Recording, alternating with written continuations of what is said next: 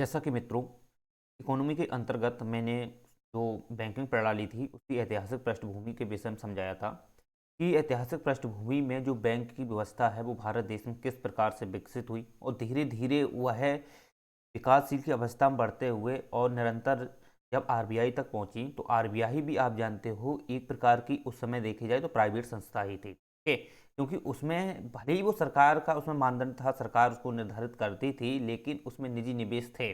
तो एक प्रकार से देखा जाए तो यह भी जब वो इसमें आरबीआई जो स्थापित की गई थी 1934 एक्ट के तहत, तो उसमें इस प्रकार की व्यवस्थाएं नहीं थी कि पूर्ण पूर्ण से गवर्नमेंट ही उसको रेगुलेट करे। ओके, क्योंकि उसमें निजी निवेश भी लोग क्या करते थे अपने उसमें जो भी उनके उनके जो पैसे हुआ करते थे या उनके जो भी बॉन्ड हैं, शेयर, प्रतिभूतियां ऐसा जो होते हैं, तो ये भी उसमें वो निजी निवेश करते थे। राइट, तो ये भी मैंने आपको बताया था। साथ ही साथ आपको बताया था कि जो बैंक व्यवस्था थी उसको किस प्रकार से डेवलप किया गया और आरबीआई नाम कब पड़ा। ओके, इसके बाद आपको मैंने ये भी बताया था कि जो बैंकिंग अधिनियम है वो क्या है, उसके मायने क्या हैं। राइट, और जो आरबीआई एक्ट है उसको क्या पावर दी गई है, बैंक को उसके संदर्भ में क्या पावर दी गई है, क्योंकि आरबीआई जो एक्ट है वो आरबीआई का ही है। ओके, वो आरबीआई का ही है, वो अदर किसी बैंक के लिए नहीं है।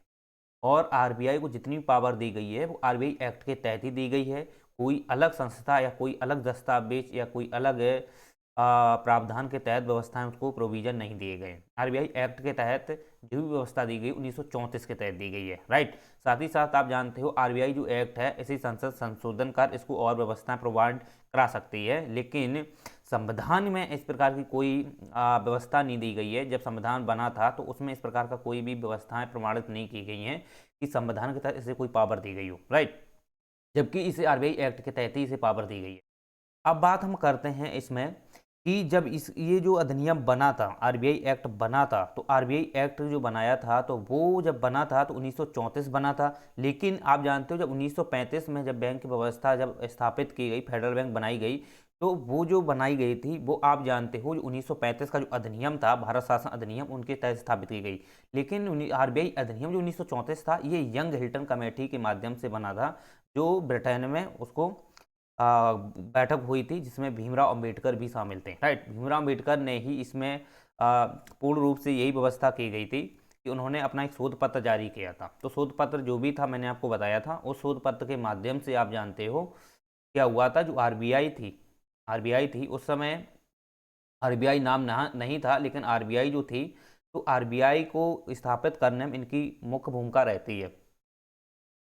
चलिए, तो अब हम बात करते हैं कि ये जो बैंक व्यवस्था स्थापित की गई तो जब इसका राष्ट्रीयकरण हुआ, जब 1949 में इसका राष्ट्रीयकरण किया गया, तो राष्ट्रीयकरण में इसे पूर्ण रूप से केंद्रीय दर्जा प्रदान कर दिया गया और यह व्यवस्था इसे दे दी गई कि ये केंद्र एवं राज्य के मध्य जो भी लेन देन हैं, सरकार की बात कर रहे हैं, केवल केंद्र और राज्य के जो सरकारें हैं उनके मध्य जो लेन देन है उसको संबंधित जो भी उसके बॉन्ड हैं या शेयर हैं या कोई ऐसी संपत्ति है जो आरबीआई के तहत जमा अवधि हो सकती है वो की जाएगी। राइट, अब बात ये आती है कि आरबीआई की ये तो एक बैंक व्यवस्था थी। अब कोई चीज़ होती है, राइट, अब जैसे आप मान लो, ऐसे आप एग्जांपल में समझ लो कि अगर आरबीआई स्थापित की गई है तो आरबीआई को जो डायरेक्शन दिए गए वो आरबीआई एक्ट के तहत दी गई। और आरबीआई एक्ट के तहत जो एमपीसी है वो उसे भी आप जानते हो क्या है, जो मौद्रिक नीति तैयार करती है, तो वो कौन करती है, वो मॉनेटरी जो पॉलिसी जो कमेटी है उसके तहत तैयार की जाती है, उसमें 6 सदस्य होते हैं। राइट, ये भी मैंने आपको बताया था। तो अब बात ये आती है जैसे ये एमपीसी के जो सदस्य हैं इन्हें सरकार निर्धारित करती है। तो सरकार है वो इनको क्या करती है, चयन करती है, भारत सरकार। ठीक है, तो अब बात हम ये करते हैं कि जो आरबीआई स्थापित की गई तो इसका जो मुख्य कार्य था वो क्या था।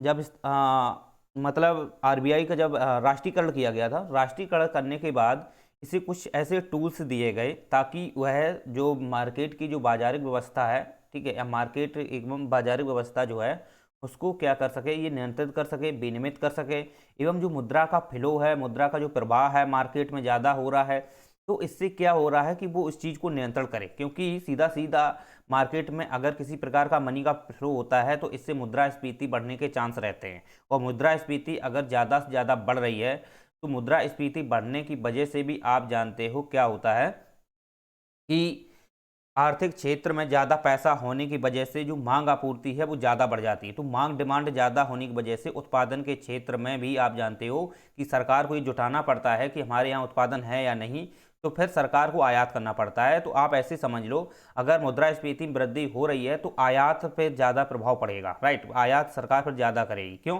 हमारे देश में हो सकता है उस चीज़ को लेकर संसाधन कम हो, क्योंकि संसाधन ना होने की वजह से भी आप जानते हो मांग जो डिमांड आपूर्ति है उसमें वृद्धि होती रहती है। तो अब वृद्धि ज़्यादा जब हो रही है तो सरकार उसकी पूर्ति करेगी, क्योंकि मार्केट में क्या है, पैसा अधिक है, तो लोग ज़्यादा उस चीज़ को मांग करेंगे, डिमांड करेंगे। अब उस चीज़ के लिए हम मान लेते हैं अपनी तरफ से उद्योग स्थापित कर भी लेते हैं, रोजगार हम दे भी देते हैं, लेकिन हमारे पास कच्चा माल नहीं है तो हम क्या करेंगे? और कोई भी सरकार कच्चा माल अपना देती नहीं, क्योंकि कच्चा माल आप जानते हो केवल पेट्रोलियम है, ये कच्चा माल दे देगी।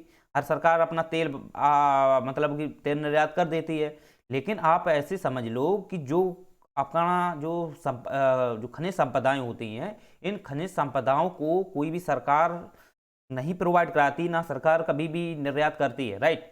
भारत सरकार में देखा जाए तो पहले ब्रिटेन के समय में हमारे यहाँ पर आप देखोगे तो जितना था कच्चा माल ले लिया, बहुत अंग्रेजों ने इस चीज़ का ज़्यादा से ज़्यादा उत्खनन किया, राइट, और सरकार अपने पास ले गई वो।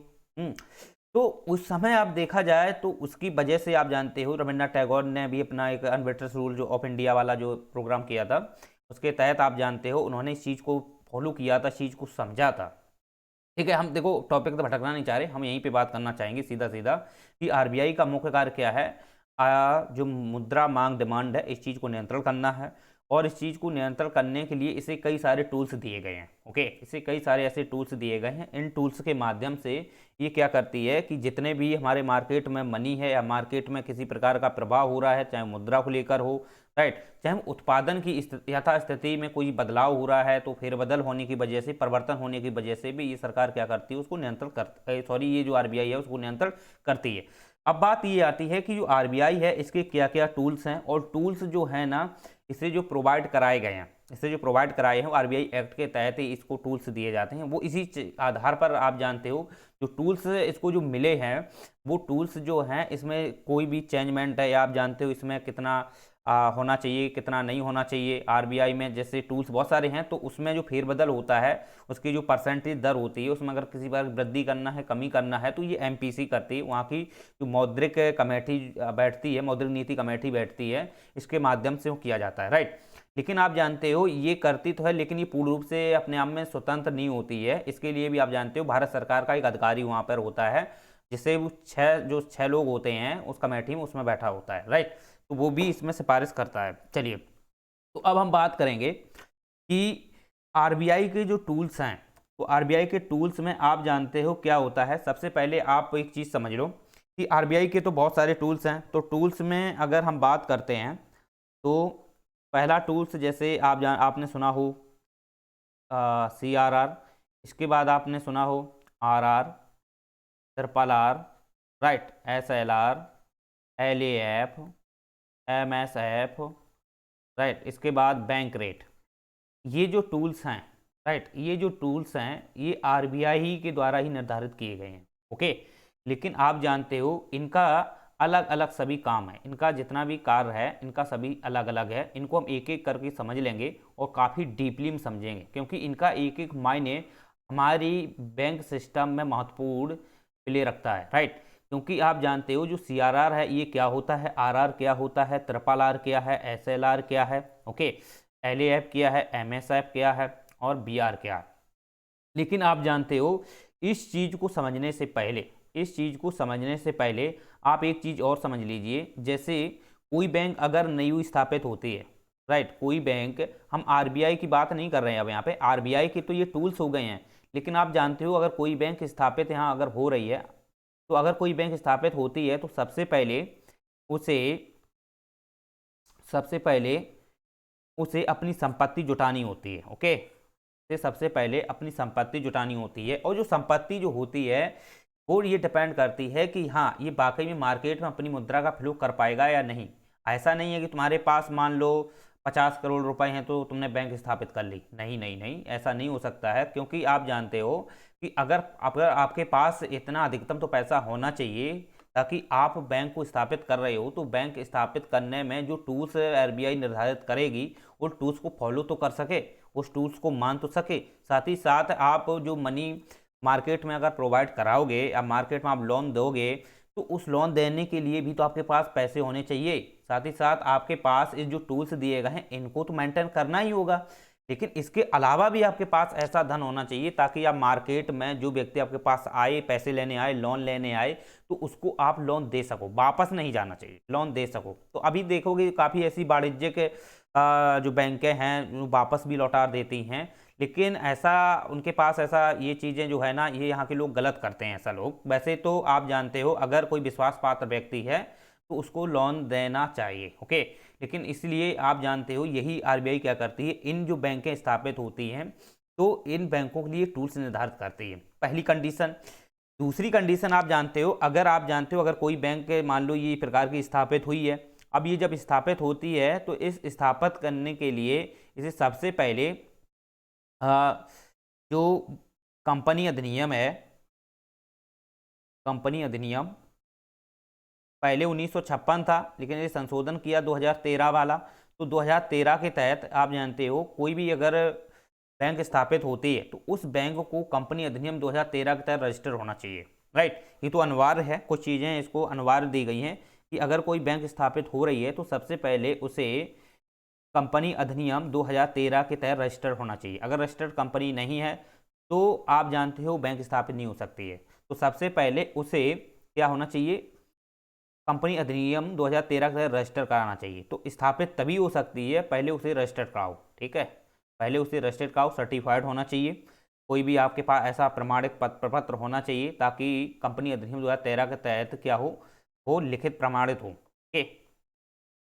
तो इस प्रकार से नोटिफाइड कोई चीज़ होनी चाहिए। तो इसके बाद आप जानते हो यही कंपनी अधिनियम 2013 है, अगर ये इसके तहत अगर कोई बैंक अगर इस्टेब्लिश होती है, अगर इसके तहत वो रजिस्टर्ड हो जाती है, ठीक है, पहले तो ये देखा जाता कि आपके पास पूंजी कितनी है। अगर उस पूंजी के तहत कंपनी अधिनियम को लगता है कि हाँ इस बैंक को रजिस्टर्ड कर देना चाहिए तो वो कर देती है, ठीक है। तो रजिस्टर्ड 2013 के तहत वो रजिस्टर्ड हो जाती है। इसके बाद क्या होती है कि जब ये बैंक इस्टेब्लिश होती है तो इसके इस्टेब्लिश होने के लिए इसके पास लाइसेंस की भी आवश्यकता होती है, राइट। और लाइसेंस की जो आवश्यकता होती है, ये जो लाइसेंस जो प्रदान किया जाता है ये बैंकिंग अधिनियम 1949, बैंकिंग अधिनियम 1949। देखो यहाँ पर मैंने 1934 वाला जो आरबीआई एक्ट है उसके विषय में यहाँ बात नहीं की है। क्यों, आरबीआई जो एक्ट है वो केवल आरबीआई के लिए का केवल उसी को पावर दी गई है, वो अपने को मेंटेन करने के लिए। जबकि अदर जो बैंकें स्टैब्लिश होंगी उन बैंकों को स्थापित करने के लिए एक अधिनियम अलग से और सृजित किया गया है, वो है बैंकिंग अधिनियम 1949। और इस अधिनियम के तहत क्या होता है कि कोई बैंक अगर स्टैब्लिश हो रही है, कोई बैंक अगर नई मान लो मार्केट में आ रही है तो उस बैंक को क्या करना है, स्टैब्लिश करना है, तो उसे सबसे पहले लाइसेंस लेना होगा। और लाइसेंस किस अधिनियम के तहत दिया जाएगा, 1949। लेकिन ये अधिनियम जो है एक्चुअली में भले ही अलग बैंकों के लिए है लेकिन इस पर जो अधिकार होता है वो आरबीआई का ही होता है, राइट। क्योंकि कोई बैंक अगर इस्टेब्लिश हो रही है तो उसे जो लाइसेंस प्रदान किया जाएगा इसके तहत दिया जाएगा, लेकिन देगी कौन, वो आरबीआई ही देगी। आरबीआई का मतलब यहाँ भारत सरकार से आप जोड़ सकते हो, राइट। क्योंकि आरबीआई में छः लोग होते हैं एमपीसी में, तो उसके तहत सब काम होता है। अब उसके तहत जब होता है उसमें एक भारत सरकार का भी अधिकारी वहाँ पर होता है, राइट। चलो इसके बाद आपको पता होना चाहिए जैसे जो आरबीआई है तो आरबीआई इस चीज़ को क्या है मेंटेन करती है कि उसे लाइसेंस देती है। इसके बाद वो क्या करती है, वो इस बैंक को इस्टेब्लिश करती है, ओके, इस बैंक को इस्टेब्लिश करती है। तो फिर इसके पीछे वो कुछ मानदंड रखती है, वो कुछ ऐसे दिशा निर्देश देती है कि अगर आप बैंक इस्टेब्लिश करना चाहते हो, मान लो आपने कोई बैंक को इस्टेब्लिश किया तो इसके लिए आपने कंपनी रजिस्टर से भी करा लिया और लाइसेंस भी दे दिया, ओके। अब बात ये आती है कि अगर बैंक की इस्टेब्लिश हो रही है, बैंक की इस्टेब्लिश हो रही है तो इसके लिए कुछ आरबीआई एक चीज़ ऐसा कुछ विवरण निर्धारित करती है ताकि अगर ये इसको फॉलो कर लेते हैं तो निश्चित ही वो बैंक जो है इस्टेब्लिश हो जाएगी। तो आप जानते हो, मान लेते हैं कि कोई बैंक इस्टेब्लिश हो रही है तो उसके पास 1,000 करोड़ की पूंजी है। तो 1,000 करोड़ की जो पूंजी है, 1,000 करोड़ की जो पूंजी है, आप जानते हो ये क्या है, यही एक प्रकार का देखा जाए तो एक संपत्ति है, राइट। और इस संपत्ति में आप जानते हो कि ये देखा जाता है कि बैंक जो भी जैसे आरबीआई है, अगर कोई बैंक इस्टेब्लिश हो रही है तो वो सबसे पहले ये देखती है कि आपके पास संपत्ति कितनी है। ऐसा नहीं कि 1,000 ही करोड़ हो, कम भी हो सकती है, लेकिन आप जानते हो कि इतना भी पैसा नहीं होना चाहिए आपके पास कि बैंक रजिस्टर्ड ना हो पाए, या बैंक अगर रजिस्टर हो भी जाती है तो वो मार्केट में कॉपरेट नहीं कर पाएगी। इसलिए आप जानते हो ऐसी संपत्ति इतनी तो होना चाहिए ताकि अगर आप कोई बैंक इस्टेब्लिश कर रहे हो तो वो आने वाले समय में लोगों का हित तो कर सके। अब ऐसा नहीं है कि समय पे आप पैसा भी नहीं है, आपने क्या काम किया, पैसा जमा करा लिया और आपने क्या किया, दिवालिया हो गए, आप भाग गए। ये सब चीज़ें जो है ना, इस चीज़ को बैंक जो आरबीआई है वो अब मेंटेन कर रही है, बहुत अच्छे से मेंटेन करती है। तो अब देखो क्या होता है, तो जैसे 1,000 कोई बैंक के पास पैसा है तो अब वो क्या करता है, तो इसका वो निर्धारण करती है एनडीटीएल। एनडीटीएल क्या होता है एक्चुअली में, अगर आप देखोगे तो एनडीटीएल जो है एक प्रकार से देखे जाए तो यही ये जितनी भी कोई बैंक इस्टेब्लिश हो रही है तो इस्टेब्लिश जो बैंक होती है उसका एक संपूर्ण ये पैसा होता है एनडीटीएल, राइट। तो एनडीटीएल में क्या होता है, इसका पहले फुल फॉर्म लिख लो, net demand, net demand and time liabilities. Okay, तो नेट है ये, ओके, इसको एक बार इस प्रकार से, net demand and time liabilities. तो ये आप देखोगे, ये आप क्या देखोगे इसमें कि ये जो एनडीटीएल है ये एक प्रकार से देखा जाए तो कई खातों से मिलकर बना होता है। जैसे आपके पास 1,000 करोड़ रुपए है, ओके। अब 1,000 करोड़ रुपए में क्या होता है कि यही 1,000 जो करोड़ रुपया है, राइट, 1,000 करोड़ जो रुपया है, इस करोड़ रुपया में आप जानते हो कि एनडीटीएल को भी मेंटेन किया जाता है। तो हम इस प्रकार से कह सकते हैं कि एनडीटीएल एक प्रकार सा, वो दो प्रकार के खाते होते हैं जिनके तहत कोई भी बैंक अगर स्टैब्लिश होती है तो वो इन खातों को क्या करती है, का प्रोसेस करती है, अनुसरण करती है, राइट। तो उसे कहते हैं एनडीटीएल।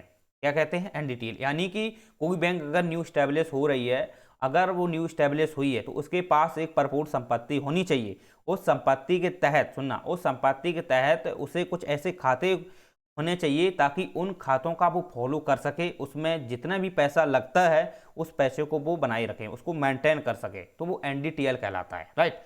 तो एनडीटीएल का मतलब यही है। तो अब इस बात ये आती है कि इसके अंतर्गत अगर आप देखोगे तो पहला आता है सबसे डिमांड और दूसरा आता है टाइम, ठीक है। तो पहला आता है डिमांड। तो डिमांड के अंतर्गत आप जानते हो क्या है कि इसके अंतर्गत दो खाते होते हैं, ये अपने बैंक के खाते होते हैं। कोई बैंक अगर एस्टेब्लिश होती है तो उसके खुद के अपने दो खाते होते हैं। तो पहला खाता जो होता है वो होता है आपका करंट, चालू खाता। पहला क्या होता है, करंट अर्थात चालू खाता। तो देखो, कोई बैंक एस्टेब्लिश हो रही है तो उसका अपना एक चालू खाता होना चाहिए। कैसा, उसका एक अपना चालू खाता होना चाहिए। तो चालू खाता जो होता है ये एक डिमांड अकाउंट होता है। कैसा होता है, डिमांड अकाउंट, ठीक है। तो आप इधर आ जाओ, इधर हम बात कर लेते हैं जैसे डिमांड अकाउंट की। ये एनडीटीएल के ही अंतर्गत आते हैं, ठीक है। जितना भी बैंक है उसके अपने कितने भी खाते होते हैं तो उनको मेंटेन तो करना ही पड़ेगा, राइट। और मेंटेन करने के लिए ही उसे ही तो बोलते हैं एनडीटीएल, ठीक है। तो अब बात आती है कि जो डिमांड अकाउंट है, यहाँ पे डिमांड शब्द किया दिया गया है तो यही है डिमांड अकाउंट। इसके दो खाते हैं, पहला होता है चालू खाता। तो प्रत्येक बैंक जो भी स्टैब्लिश हुई है उसका खुद का एक अपना चालू खाता होना चाहिए, क्योंकि कोई व्यक्ति अगर आता है तो जो भी पैसा जमा करता है, पैसा निकालता है, वो सभी करंट अकाउंट में आते हैं और इस पर किसी प्रकार का ब्याज नहीं दिया जाता है, राइट। तो उसका एक डिमांड अकाउंट होना चाहिए। वैसे ये आप जानते हो ये जो चालू खाता है ना, ये खुद का अपना एक अकाउंट का होता है। जो भी बैंक स्टैब्लिश होती हैं उनका खुद का होता है, ओके, उनका खुद का अपना होता है ये चालू खाता। दूसरी बात की जाए तो इसमें एक होता है बचत खाता, एक होता है बचत खाता। तो ये जो दो खाते हैं ये जो दो खाते हैं ये खुद के इसके होते हैं डिमांड अकाउंट के तहत।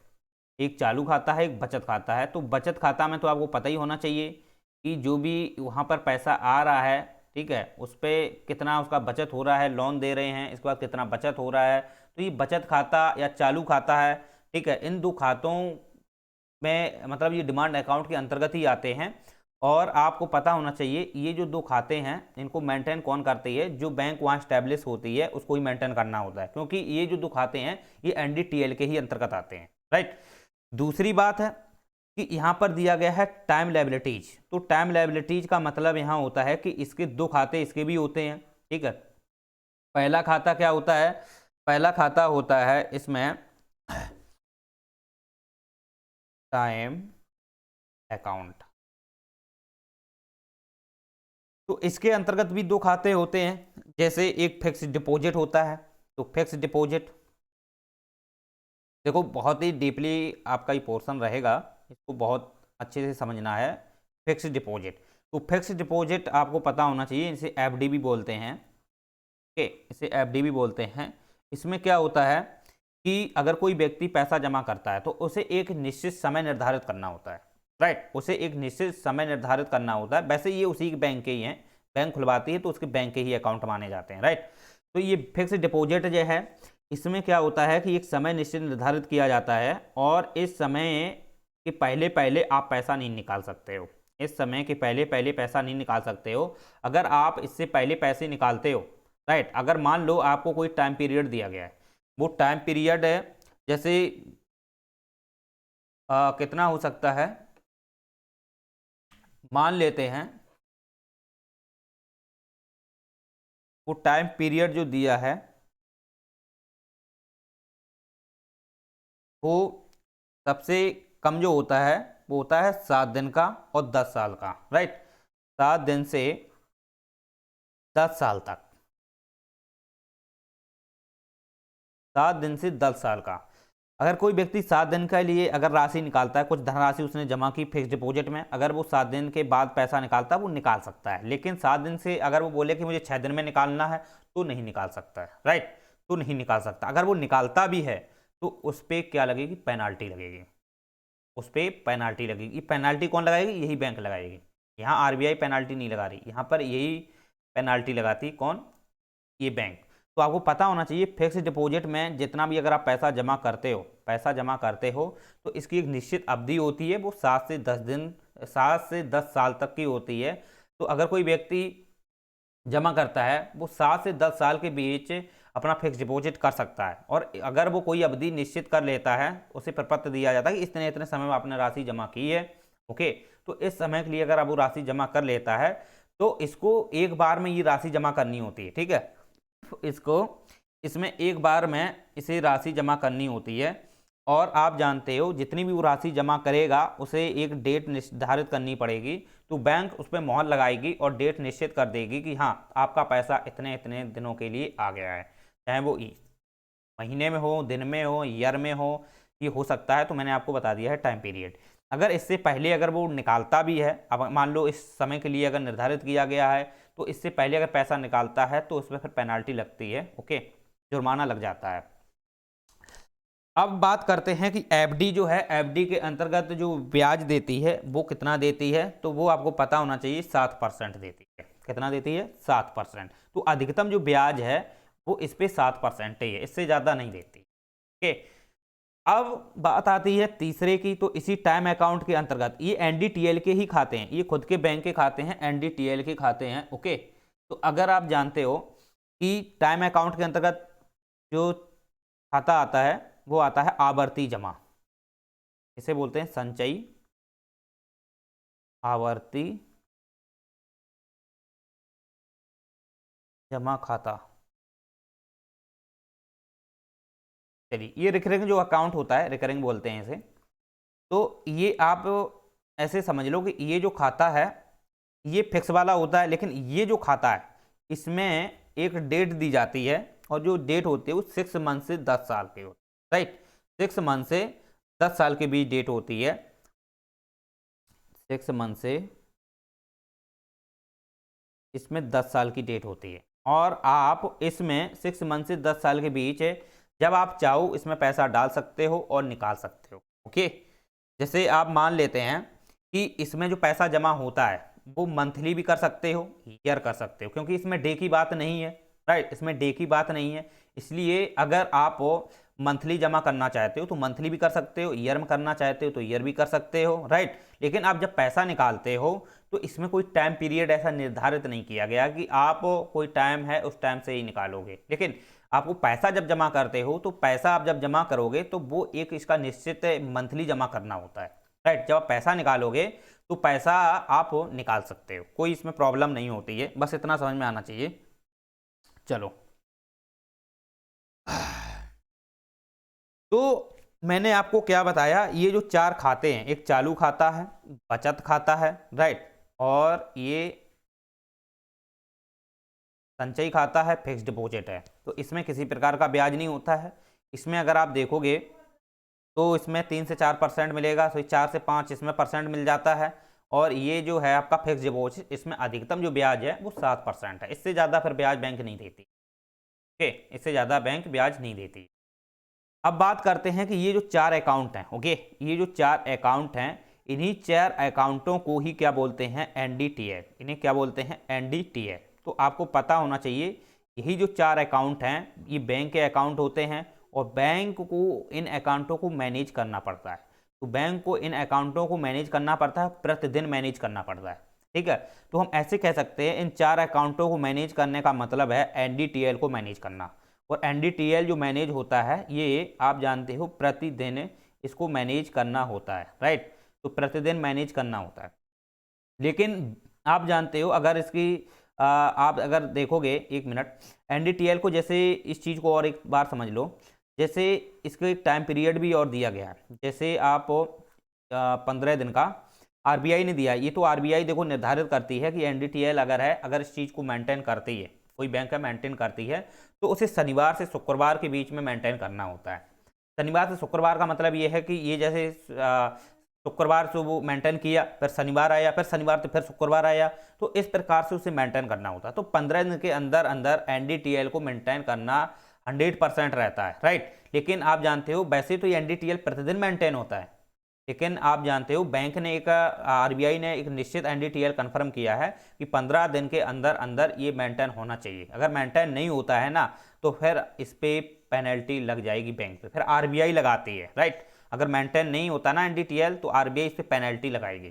तो एनडीटीएल को मेंटेन करना अनिवार्य है। अगर एनडीटीएल मेंटेन नहीं हुआ ना तो आप इस प्रकार से कह सकते हो कि जो ये खाते हैं, ये खाते जो बनाए गए हैं बैंकों के, ये खाते जो हैं इसको वो भरपूर नहीं कर पाएंगे, रेगुलेट सही से नहीं कर पाएंगे, क्योंकि जो खाते ये डिपेंड होते हैं ये एनडीटीएल पे ही होते हैं। अब हम मान लेते हैं कि कोई बैंक स्टैब्लिश हुई, ठीक है, उसके अपने ये खाते हैं, तो अब ये खाते में मान लेते हैं कि उसके पास 1000 रुपये हैं, 1000 करोड़, 1000 रुपये नहीं, 1000 करोड़ रुपए हैं।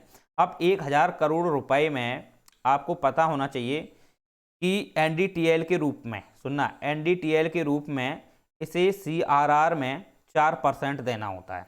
अब तो 4.5% है, ठीक है, वर्तमान में अगर आप देखोगे तो सीआरआर जो है वो 4.5% है। पहले 4% था, अब वर्तमान में 4.5% हो गया है। तो ये क्या है, ये है cash reserve, reserve cash reserve ratio. तो कैश रिजर्व रेशियो है अर्थात नकद आरक्षित अनुपात।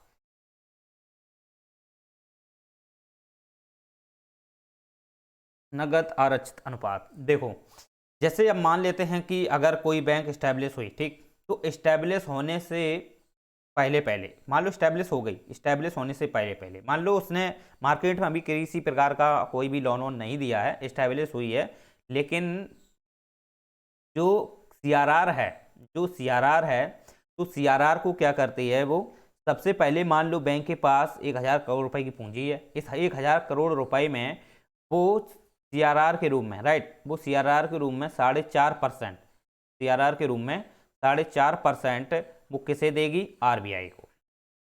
ठीक है, वो आरबीआई को देना होता है। वो क्यों देगी, क्या देगी, आगे हम सब डिटेल से समझ लेंगे। लेकिन 4.5% है, अभी वर्तमान का है ये, ठीक है। पहले अभी 4% था, अब ये 4.5% हो गया।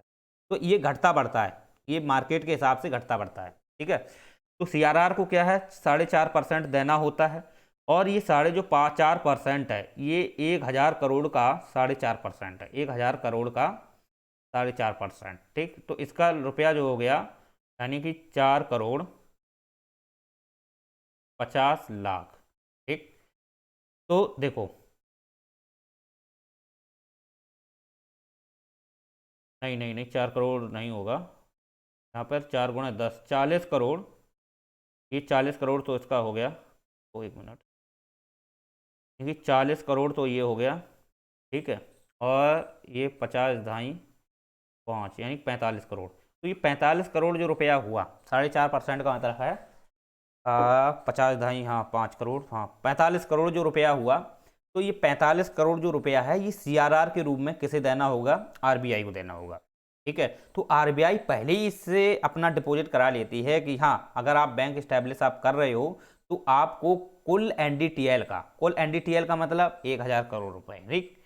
1,000 करोड़ रुपए का आपको 4.5% सीआरआर के रूप में, आपको 4.5% सीआरआर के रूप में आरबीआई को जमा करना होगा। अब इसके अंतर्गत सुनना ध्यान से, इसके अंतर्गत सीआरआर में कुछ भी हो सकता है, जैसे पैसा भी हो सकता है, राइट, बॉन्ड भी हो सकते हैं, प्रतिभूति हो सकती है।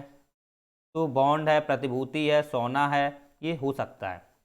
तो यहाँ पर आरबीआई कैश को ही केवल रिजर्व नहीं करती है, अन्य भी अगर आपके पास कोई संपत्ति है जिसका कोई एक मूल्य है, जैसे सोना, इसका एक निश्चित मूल्य होता है, प्रतिभूति उसका एक मूल्य होते हैं, क्योंकि प्रतिभूति जो दस्तावेज होते हैं ना, उसका एक मूल्य होता है, राइट।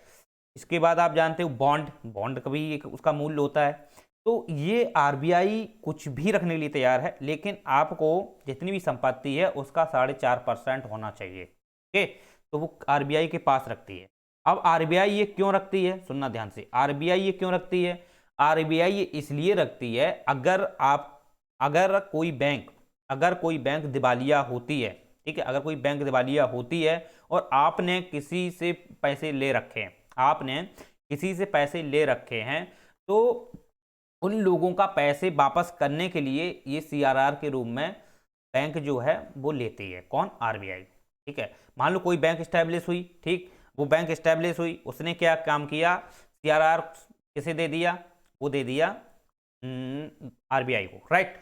इसके बाद क्या होता है कि वो मार्केट से पैसा जमा करा रही, पैसा जमा करा रही, पैसा जमा करा रही, और एक समय ऐसा आता है कि मान लो बैंक कहीं दिवालिया हो जाए, तो उनको पैसा देने के लिए, उनको पैसा वापस देने के लिए, जो बैंक स्टैब्लिश हुई जिसने लिए थे, तो उनके जितने भी ग्राहक हैं उनको पैसा वापस करने के लिए सीआरआर का रूप में उसे वापस करती है, ओके।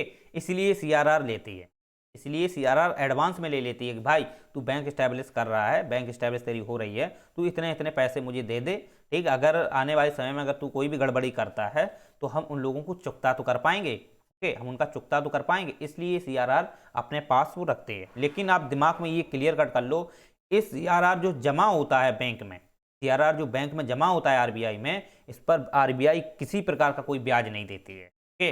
अर्थात इसका मतलब ये हुआ कि सीआरआर जो भी मतलब जमा हुआ है किसी बैंक का आरबीआई में, तो इस पर जो ब्याज है वो नहीं मिलता है, ब्याज इस पे बिल्कुल ही नहीं मिलता है, और ना ही आरबीआई देती है। क्यों, क्योंकि ये जो है ये एक आरक्षित करना पड़ता है, भाई तू बैंक एस्टैब्लिश कर रहा है, मुझे आपका जो पैसा है इतना, ये आरक्षित होना चाहिए, आरक्षित होना चाहिए, चलिए।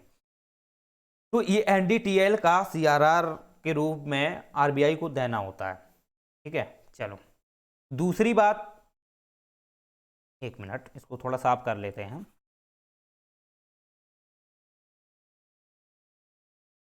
तो सीआरआर आपको समझ में आ गया, ठीक। अब ये कम ज़्यादा क्या होता है, कैसा होता है, तो ये हम आगे आपको कंप्लीट बता देंगे, ठीक है। अगर हम आगे आपको कंप्लीट बताएंगे कि सीआरआर में वृद्धि होती है तो क्या होगा।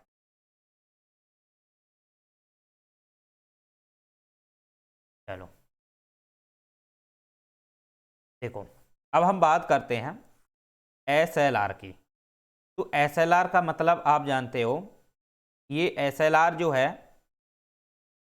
इसका अगर आप मतलब समझते हो तो सबसे पहले एक चीज इसका समझ लीजिए कि एसएलआर जो है, राइट, एसएलआर जो है ये इसका मतलब है सांविधिक तरलता अनुपात। क्या होता है? सांविधिक तरलता अनुपात, या इसको हम स्टैटिस्टिकल तो लिक्विड रेशियो बोलते हैं। ओके, सांविधिक तरलता अनुपात।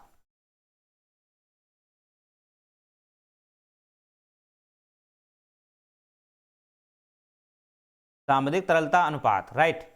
तो इसका मीनिंग क्या है, इसका क्या मतलब है, बैंक में एसएलआर का क्या मायने है? तो सबसे पहले एक चीज आप ये समझो कि यहां पर जो तरलता शब्द का यूज किया गया, इसका अर्थ क्या है? तरलता, तरलता एक लिक्विडी, लिक्विडी का मतलब आप जानते हो ऐसी संपत्ति से होती है जिसका स्थानांतरण किया जा सके। एग्जाम्पल में आप समझ लो, एग्जाम्पल से कोई चीज़ अगर हम समझाते हैं तो कॉन्सेप्ट आपका क्लियर हो जाएगा। ऐसे तो फिर प्रॉब्लम आएगी कि सर तरलता क्या होता है, तरलता कैसे होता है। तो इस चीज़ को तो आप मल्टी कॉन्सेप्चुअल नहीं कर पाओगे, लेकिन ये है कि अगर आप एग्जाम्पल के तौर पे समझोगे तो बेस्ट तरीका आपको समझ में आ जाएगा। जैसे तरलता का मतलब आप ऐसे समझ लो कि कोई संपत्ति है, कोई संपत्ति है जिसका स्थानांतरण किया जा सके। जैसे जैसे एक एक कोई ए व्यक्ति है, राइट, कोई एक बी है, इसका स्थान कहीं दूसरी जगह है, इसका स्थान कोई दूसरी जगह है, राइट। अब इन यहाँ से कोई व्यक्ति इस व्यक्ति को पैसा ट्रांसफर कर रहा है, ठीक है, ये कोई व्यक्ति है, इस व्यक्ति को पैसा ट्रांसफर कर रहा है, तो ये पैसा आसानी से क्या हो जाएगा? स्थानांतरण हो जाएगा। किसके माध्यम से? बैंक के माध्यम से हो जाएगा, या किसी अलग डिजिटल जो प्रोग्राम है उनके माध्यम से हो जाएगा, राइट। तो वो क्या होता है, ए व्यक्ति बी व्यक्ति को जब पैसा ट्रांसफर कर रहा है तो ये जो संपत्ति है क्या हो गई? चल हो गई, अर्थात ये चल संपत्ति बोली जाएगी। जैसे पैसा, तो जैसे रुपया है, तो रुपया एक्चुअली में देखा जाए तो ये चल संपत्ति है, या आप ऐसे कह सकते हो किसी बैंकिंग के माध्यम से भी जा सकता है। दूसरी बात, आप कोरियर करके भी भेज सकते हो। तो ये क्या है? ये चल संपत्ति है, जा सकती है, ये कैसा कर सकती? चल सकती है, राइट। तो ये चल संपत्ति क्या है? एक प्रकार की तरलता है। अब ये मार्केट पे डिपेंड होती है कि मार्केट में कितनी ज़्यादा फ्लो हो रही है, कितनी कम हो रही है, ये अलग बात है, लेकिन ये तरलता है। तरलता का मतलब है मार्केट में पैसा का स्थानांतरण, मार्केट में पैसा का स्थानांतरण ही तरलता कहलाता है। अब इस तरलता को कैसे मेंटेन करना है, तो ये तो काम आरबीआई का ही होता है, ओके। लेकिन आपको पता होना चाहिए ये जो तरलता है इसके और भी एग्जाम्पल होते हैं, जैसे सोना। तो सोना की अगर हम बात कर लेते हैं तो सोना क्या है? ये भी तो स्थानांतरण हो जाता है, ये भी तो स्थानांतरण हो जाता है सोना। तो सोना भी इसी के अंतर्गत आ जाएगा। चलो, तो सोना, सोना कैसे स्थानांतरण होता है तो आपको पता होना चाहिए। एक व्यक्ति से दूसरे व्यक्ति तक स्थानांतरण हो जाता है कि नहीं? किसी व्यक्ति के पास सोना है तो ये दूसरे व्यक्ति के पास भी जो सोना पहुंच सकता है, जा सकता है, उसी के माध्यम से वो बेच सकता है, या वो कहीं से परिवहन के माध्यम से ले जा सकता है। स्थानांतरण हो रहा कि नहीं? बिल्कुल।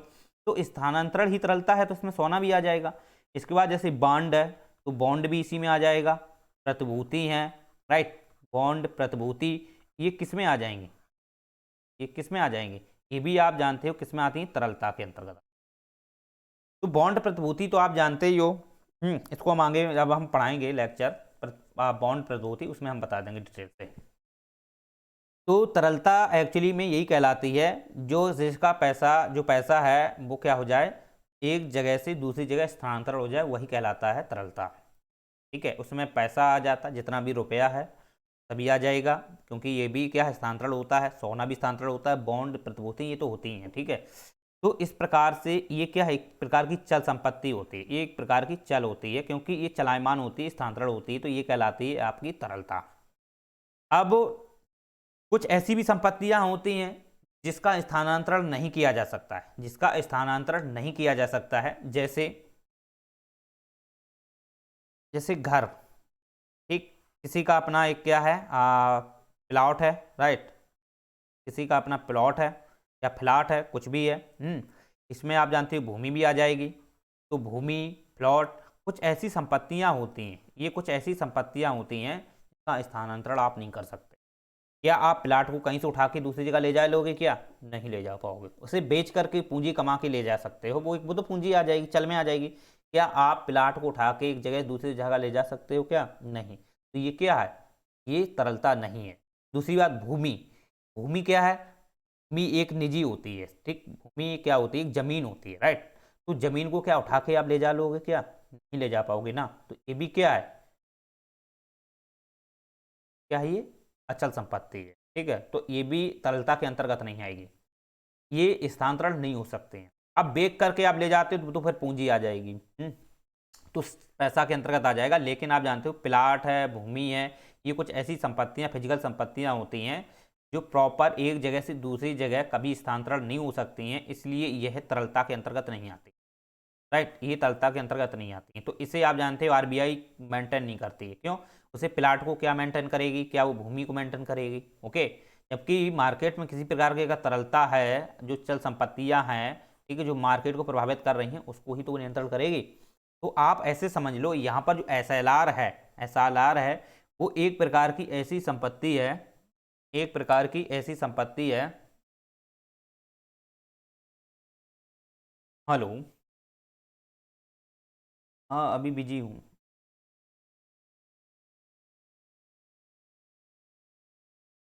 तो बात ये आती है कि जैसे प्लाट है, भूमि है, ये क्या है? तरलता है। सॉरी, ये तरलता नहीं है। जबकि ये और भी संपत्तियां, सोना, बॉन्ड, प्रतिभूति, चांदी, पैसा, ये तरलता है, राइट। जिसकी बिक्री हो सके, जिसका एक जगह से दूसरी जगह स्थानांतरण हो सके, बस वही है, ठीक है। तो इसमें क्या होता है एसएलआर में? तो एसएलआर में हम इनको क्या कर लेते हैं शामिल, क्योंकि आप जानते हो कोई भी बैंक होती है, राइट, कोई भी बैंक होती है, तो बैंक में मैंने एनडीटीएल में क्या बताया था कि वो सभी प्रकार की संपत्तियां आ सकती हैं, वो सभी प्रकार की संपत्तियां आ सकती हैं जो स्थानांतरण के रूप में जा सकती हैं, राइट। स्थानांतरण किया जा सके जिनका, जैसे आप जानते हो मैंने आपको बताया था सोना, ठीक, पैसा, बॉन्ड, प्रतिभूति, ये क्या है? ये तो एनडीटीएल के अंतर्गत शामिल कर लेते हैं। तो ये सब है ना, ये एक प्रकार से मार्केट में तरलता के रूप में ये विद्यमान होते हैं, मार्केट में तरलता के रूप में विद्यमान होते हैं। अब बात ये आती है कि ये जो पैसा जो है, ये बैंक में किस प्रकार का मैनेज किया जाता है? वैसे तो ये मार्केट की बात हो गई, अब बैंक में किस प्रकार का मैनेज किया जाता है? तो आपको मैंने बताया था कि जो एनडीटीएल है, इसका सीआरआर जो है, राइट, इसका जो सीआरआर है, तो सीआरआर में 4.5% जो पैसा होता है वो तो आरबीआई को ही देना होता है, वो तो आरबीआई को ही देना होता है। जबकि जबकि एसएलआर के रूप में प्रत्येक बैंक को अपने पास भी 18% रुपया रखना होता है, और वो 18% जो है उसमें ये कोई भी तरलता हो सकती है। उसके पास पैसा हो सकता है, ठीक, उसके पास सोना भी हो सकता है, बॉन्ड भी हो सकता है, प्रतिभूति भी हो सकती है, ओके। तो ये जो है 18% होना चाहिए। अब जरूरी नहीं कि पैसे ही पैसा हो, सोना ही सोना हो, उसके पास मतलब 18% एसएलआर के रूप में अपने पास निजी रखना होता है अगर कोई बैंक स्टैब्लिश हो रही है तो, राइट। तो 4% मैंने आपको बताया, 4.5% जो है वो सीआरआर के रूप में आरबीआई को देना होता है। जबकि 18% जो रुपया है, 18% जो है मतलब 1000 करोड़ है, 1000 करोड़ का ऐसे निकालो, 4.5% है वो सीआरआर के रूप में हो गया। जबकि 18% जो है वो एसएलआर के रूप में प्रत्येक बैंक को अपने पास रखना होता है। कोई बैंक अगर स्टैब्लिश हुई है तो उसे अपने पास भी पैसा रखना होता है, ठीक है। वो पैसा क्यों अपने पास रखती है? देखो, वो अपना पैसा अपने पास क्यों रखती है? वो इसलिए रखना होता है उसे कि अगर कोई व्यक्ति, सुनना ध्यान से, अगर कोई व्यक्ति आपके पास पैसा जमा करने आता है, राइट, आपके पास पैसा जमा करने आता है, अब कोई व्यक्ति पैसा निकालने भी आता है, तो जमा और निकासी में, जमा निकासी में कम ज़्यादा रुपए होता रहता है, राइट, कम ज़्यादा रुपए होता रहता है। तो उसको मेंटेन कैसे करना है, उसको मेंटेन कैसे करना है? तो उस मेंटेन के लिए इसको खुद अपना एक अलग से 18% पैसा अपने पास रखना होता है, ओके। 18% पैसा अपने पास रखना होता है, लेकिन ये जो 18% जो पैसा है इस पर वो लोन नहीं देता है, राइट, इसको वो लोन पे नहीं देता है। ये दिमाग में आप बैठा लो। एक चीज़ और समझो यहाँ पे, देखो बहुत ही कठिन टॉपिक है ये, इसको आसानी से हम समझाने का आपको प्रयास कर रहे हैं, लेकिन आप जानते हो, आप दिमाग से समझना, अगर आपने थोड़ा भी इग्नोर किया तो हो सकता है माइंड से बाउंस हो जाए। देखो, यही देखो, मैंने आपको तरलता बताया था ना, तरलता, तो तरलता में मैंने आपको बताया था 4 प्रकार के, जैसे पैसा है, बॉन्ड, प्रतिभूति है, सोना है, ओके, सोना चांदी, धातु मान लो।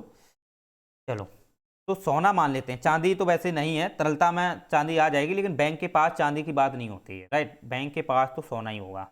हम्म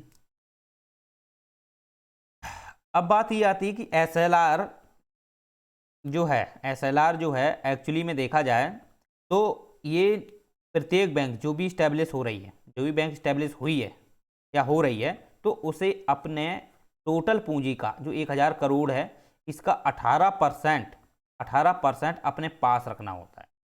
समझ रहे हो? इसे जो अपना टोटल जो पूंजी है, इसका 18% जो है वो अपने पास रखना होता है। चलिए, अब देखो, अभी ये काम में आएगा, आगे आगे अभी काम आएगा, ये क्यों रखते हैं 18% अपने पास रखते हैं। जैसे आप जानते हो, मान लो 1,000 टोटल करोड़ पूंजी है, इसका 18% कितना हो गया, 180 करोड़, इतना ही तो हुआ। 1,000 करोड़ का 18% निकाल के देख लो, 180 करोड़ हुआ। अब ये 180 करोड़ जो रुपए है, 180 करोड़ जो रुपए है, ये कोई बैंक जो स्टैब्लिश हुई है उसे अपने पास एसएलआर के रूप में रखना होता है। किसके रूप में? एसएलआर के रूप में। एसएलआर के रूप में प्रत्येक बैंक को अपने पास 18% रुपया रखना होता है, यही कहलाता है एसएलआर। लेकिन ये देखो, अब बात ये आती है कि ये 18% जो है ये हो गया, और सीआरआर कितना हो गया, 4 या 4.5% अभी वर्तमान में है, ठीक है। तो टोटल अगर आप ऐड करोगे तो ये हो गया 22.5%। तो 22.5% जो रुपया है, 22.5% जो रुपया है, ये रुपया आप लोन में नहीं दे सकते हो। समझ रहे हो? ये जो रुपया है 22.5%, ये आप लोन में नहीं दे सकते हो। समझ रहे हो? तो ये 22.5% जो रुपया होता है ना, टोटल का, कितने का, 1 करोड़ का, मतलब 100% कोई पूंजी है, उसका 22.5% आप निकाल दो, कितना बचेगा, 5। इधर से आ जाओ आप, हाँ, 77.5%, कितना, 77.5%, ठीक है। तो 77.5% जो है, ये जो पैसा है, ये जो पैसा है, ये बैंक जो है, कोई भी बैंक स्टैब्लिश हुई है, वो लोन में दे सकती है, वो लोन में दे सकती है, जबकि 22.5% जो पैसा है, ये लोन में नहीं दे सकती, राइट, ये लोन में नहीं दे सकती है।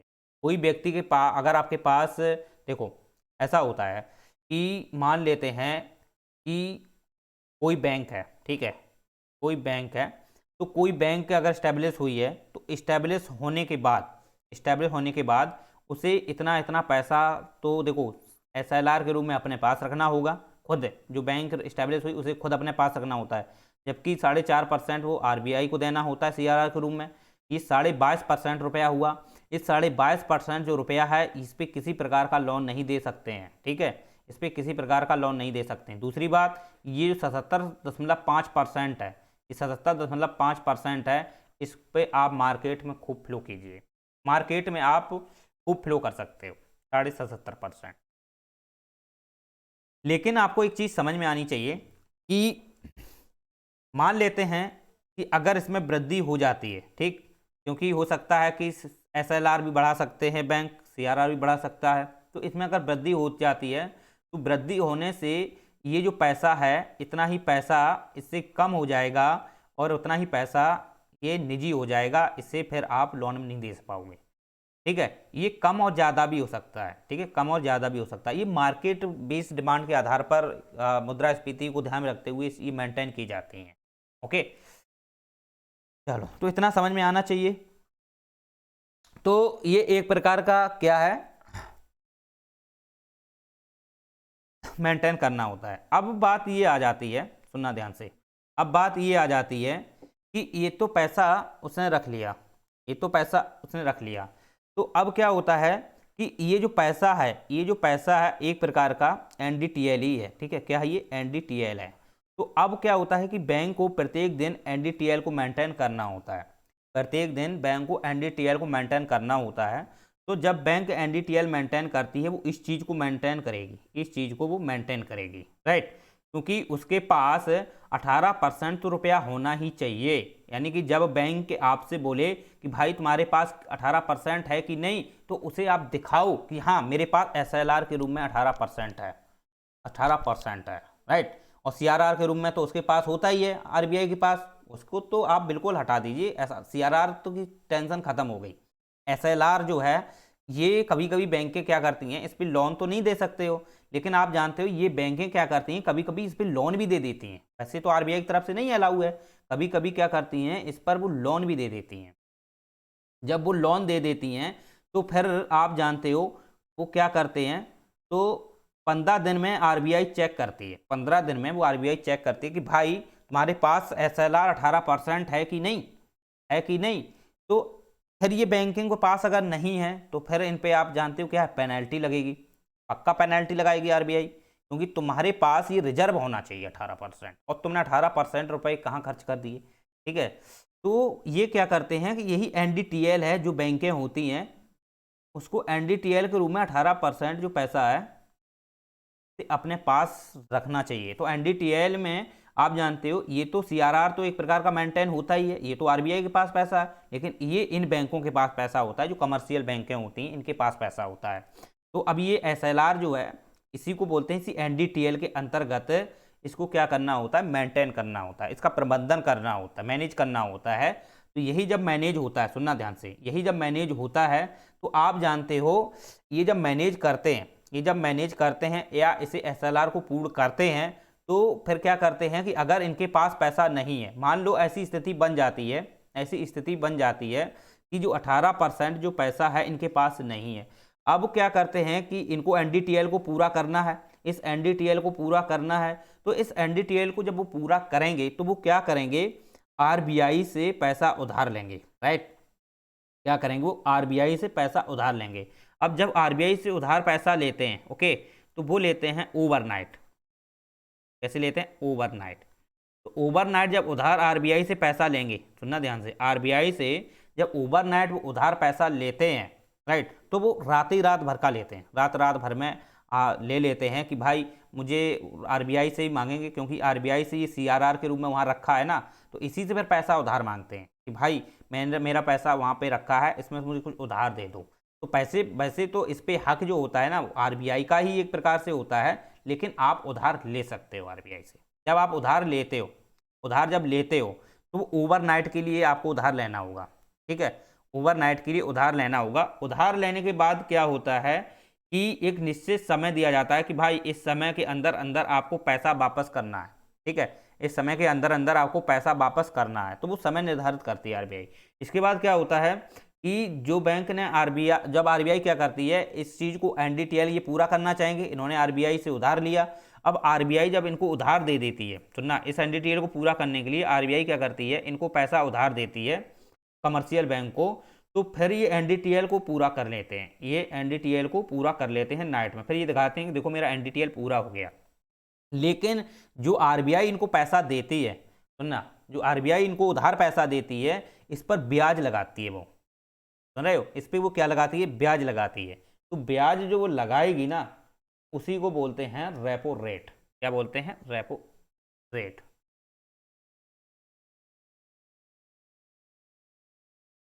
अब थोड़ा आपको समझ में आया होगा कि एसएलआर क्या होता है और सीआरआर क्या है, ठीक है।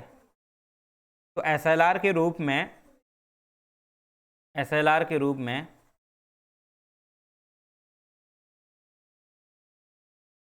साफ कर लेते हैं। देखो जो भी हम समझा रहे हैं दिमाग से समझना है, क्योंकि ये काफ़ी कॉन्सेप्चुअल सब्जेक्ट है, ये यहाँ पे चैप्टर है और उसको बहुत डीपली से ही समझोगे तभी बेहतर रहेगा। देखो अब क्या होता है कि मान लेते हैं कि एनडीटीएल को पूरा करने के लिए, ये 18% रुपये को पूरा करने के लिए आरबीआई से इसने ओवरनाइट पैसा लिया, राइट। तो आरबीआई ने इसे आरटीजीएस के माध्यम से पैसा दिया, क्योंकि इसमें रियल टाइम ग्रॉस सेटलमेंट होता है, जो बैंक टू बैंक में पैसा जो मनी किया जाता है, मैंने आपको बताया था, ठीक है, आरटीजी जो रियल टाइम ग्रॉस सेटलमेंट है, और ये 2 लाख से करोड़ तक दिया जा सकता है। ये 2 लाख से इसमें करोड़ तक रुपए जमा हो जाते हैं।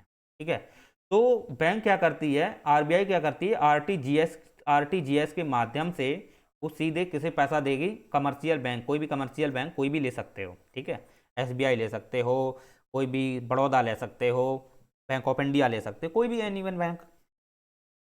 ठीक है, तो अब बात ये आती है कि इस बैंक ने इससे कितना आरटीजीएस से पैसा उधार ले लिया। अब उधार जब ये पैसा लेती है, उधार जब ये पैसा लेती है तो उधारी में आप जानते हो कि उधार में कुछ भी हो सकता है। ये उधार जब लेती है तो उधार में ये आरबीआई इसको बॉन्ड भी दे सकती है और भी दे सकती है। अगर ये तो इस पे डिपेंड होता है, क्योंकि आप जानते हो जैसे किसी व्यक्ति को पैसा चाहिए, उसे बॉन्ड नहीं चाहिए, कुछ उसे सोना नहीं चाहिए, तो उसे पैसा चाहिए, तो आरबीआई तो इसे देगी, लेकिन ये क्या करेगी, मार्केट में फिर शेयर करती है, मार्केट में शेयर करती है, उससे पैसा जुटाएगी, फिर वो इसको व्यक्ति को देगी। राइट, तो कॉमर्शियल बैंक जो है जब आरबीआई से उधार पैसा लेती है तो उधार जो पैसा लिया है, राइट, उधार जो पैसा लिया है तो इसे उधारी पैसा एक निश्चित समय तक के लिए लिया जाता है। ओवरनाइट में तो इसे पैसा लेगी, तो एक निश्चित समय के लिए लेती है। अब निश्चित समय के बाद आप जानते हो कि यही जो पैसा है आरबीआई से जो उधार लिया है इसे वापस भी करना होता है। जब आरबीआई इसे वापस लेती है, किसी बैंक से वापस लेती है, तो उस पर रेपो रेट लगाती है, रेपो रेट। ठीक है, रेपो रेट का मतलब होता है रीपर्चेजिंग रेट। क्या होता है, रीपर्चेजिंग रेट, यानी कि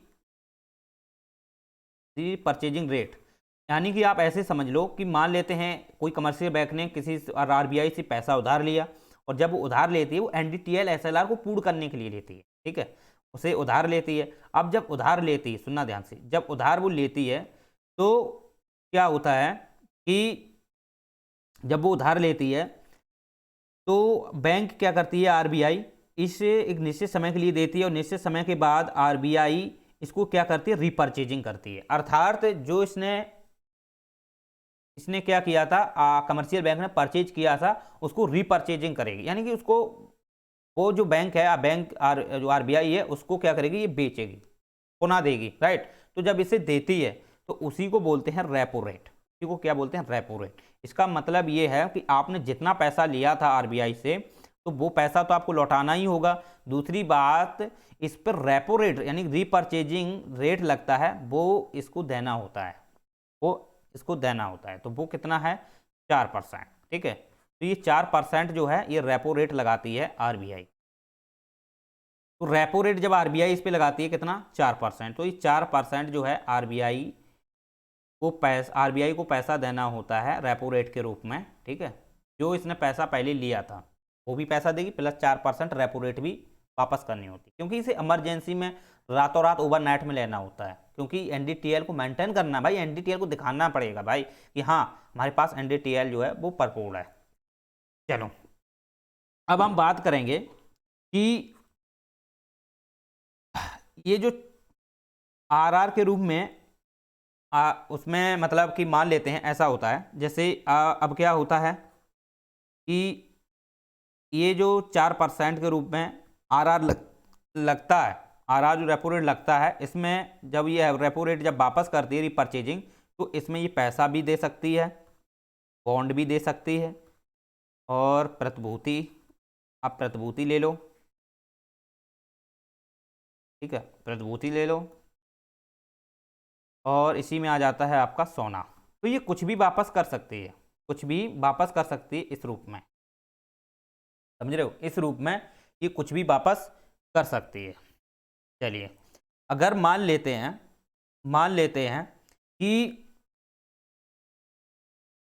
हैं कि अगर इस पे एक निश्चित समय के बाद, सुनना ध्यान से, निश्चित समय के बाद अगर रेपो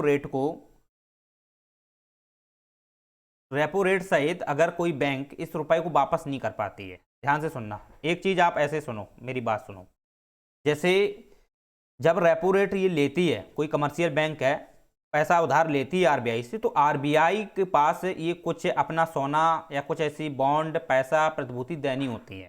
ठीक है, आरबीआई उधार जब पैसा देती है ना, तो वो अपने पास कुछ पैसा, बॉन्ड, प्रतिभूति, सोना रखवा लेती है। ओके, वो क्या कर लेती है, रखवा लेती है। अब मान लेते हैं जब इसने उधार दिया पैसा, अब ये उधारी नहीं चुका पा रही, मान लो ये रेपो रेट सहित पैसा आरबीआई को नहीं दे पा रही है, तो फिर जो ये जो पैसा दिया था, यानी ये जो प्रतिभूति दी थी, ये जो संपत्ति दी थी किसे, आरबीआई को, ये जो प्रतिभूति आरबीआई को दी थी या संपत्ति जो दी थी, ये आरबीआई क्या करती है, इसको मार्केट में बेच सकती है।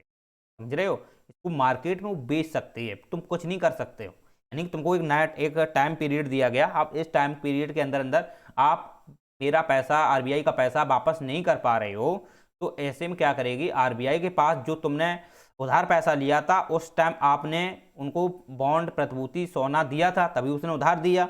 अब उसको तुम पैसा नहीं चुकता कर पा रहे हो, तो उसके पास जो तुमने पैसा, ये बॉन्ड, प्रतिभूति दिया, पैसा नहीं, यहाँ पे देखो बॉन्ड, प्रतिभूति या सोना आपने रखा है वहां पे, तो इसे वो क्या कर सकती है, मार्केट में बेच सकती है। कौन, आरबीआई। प्लस में सुनना, प्लस में पेनल्टी भी लगाएगी 3% का, समझ रहे हो, प्लस में एक पेनल्टी भी लगाएगी। तो पेनल्टी भी लगाती है क्योंकि आपने पैसा उधार लिया और पैसा आपने नहीं दे पाया। चलो, तो इतना समझ में आना चाहिए। और इसके बीच जो लेन देन होता है वो एग्रीमेंट होता है, और एग्रीमेंट के तहत ही लेन देन किया जाता है। चलो,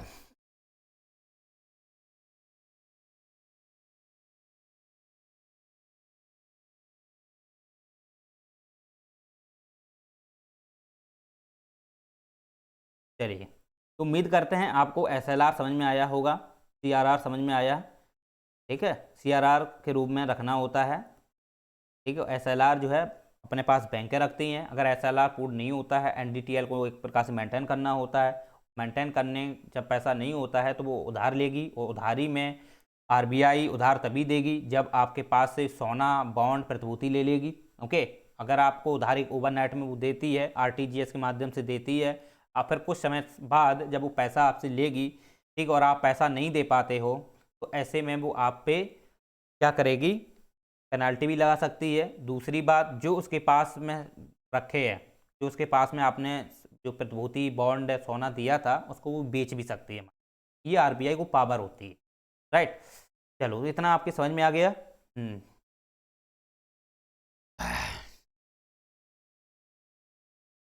ये एक प्रकार की देखी जाए तो कैसी संपत्ति होती है, ये संपार्श्विक संपत्ति होती है। कैसी होती है, संपार्श्विक संपत्ति जिसे बोलते हैं।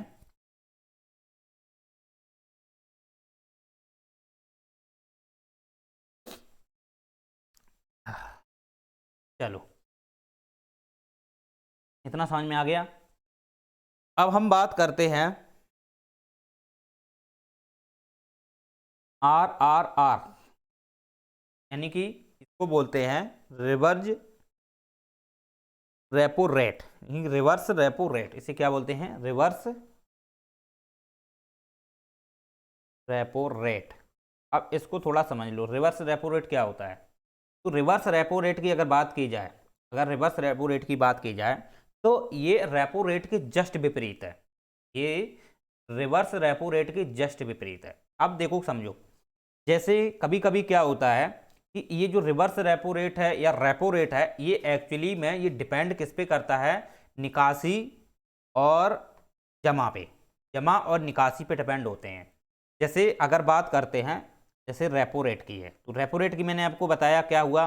रेपो रेट में क्या होता है कि धन जो है एक्चुअली में कम आया है, जबकि निकासी जो है, यहाँ पे आप धन की जगह जमा कर लो, यानी कि जमा जो है वो कम हुआ है, निकासी ज़्यादा हो गई। अब निकासी ज़्यादा हो गई, ठीक है, तो जब निकासी ज़्यादा हो जाती है तो फिर एनडीटीएल को मेंटेन करना, ये तो करना ही, चाहे निकासी ज़्यादा हो चाहे कम हो, उससे कोई मतलब नहीं, एनडीटीएल को मेंटेन करना पड़ेगा। तो अब क्या होता है कि जैसे ये जमा है, तो जमा कम हुआ है, निकासी ज़्यादा हो गई है, तो ऐसे में क्या होता है कि बैंक के पास इतना पर्याप्त पैसा नहीं, क्योंकि जमा तो बहुत कम हुआ है, बैंक के पास लोगों ने जमा बहुत कम किया है, उधार लेने वाले बहुत हैं, तो उधार ले लिया गया है। तो निकासी जब ज़्यादा हो जाएगी, निकासी ज़्यादा हो जाएगी, तो बैंक के पास पैसा नहीं रहता है, और बैंक के पास जब पैसा नहीं रहता है तो उसे एनडीटीएल भी मेंटेन करना है, और एनडीटीएल जब मेंटेन करेगी, ध्यान सुनना, एनडीटीएल जब मेंटेन करेगी तो उसे मेंटेन करने के लिए ओवरनाइट, सुनना ध्यान से, ओवरनाइट किससे लेती है, वो आरबीआई से लेती है। अभी मैंने आपको बताया आरबीआई से लेती है। तो आरबीआई से लेने के बाद वो एनडीटीएल को मेंटेन कर लेगी। ओके, एनडीटीएल को मेंटेन कर लेगी। तो इससे क्या है, इससे क्या है, जब मेंटेन हो जाता है तो फिर आरबीआई इससे पैसा एक निश्चित समय के लिए देती है, एग्रीमेंट होता है, तो पैसा फिर उसे वापस करेगी। तो फिर उसे आरआर के रूप में, आरआर के रूप में उसे एक रेपो रेट के रूप में, रिपर्चेजिंग रेट बोलते हैं इसे, किसे देना होगा, आरबीआई को देना होगा। ठीक है, तो फिर ये होती है कम जमा और निकासी ज़्यादा, जमा कम हुआ है, निकासी ज़्यादा हो गई है। इसके विपरीत आप ले लो रिवर्स रेपो रेट में, इसमें क्या होता है कि मान लो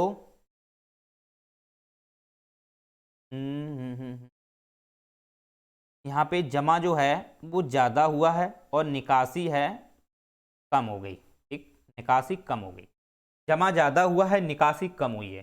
तो ऐसी स्थिति में जो बैंकें हैं, जैसे कमर्शियल बैंक है, इसके पास पैसा अधिक हो गया, राइट, इसके पास पैसा, इसके पास ज़्यादा आ गया, तो ये क्या करेगी, ये क्या करेगी, पहली बात तो ये अधिक जो पैसा हो गया है, राइट, या तो ये आरबीआई को जमा करेगी, या तो ये क्या करेगी, ज़्यादा से ज़्यादा लोन देगी, सस्ते में ये लोन देगी। क्यों, इसके पास ज़्यादा पैसा आ गया है, तो ये यही देना चाहेगी कि हाँ हम थोड़ा सस्ते में लोन दे देते हैं।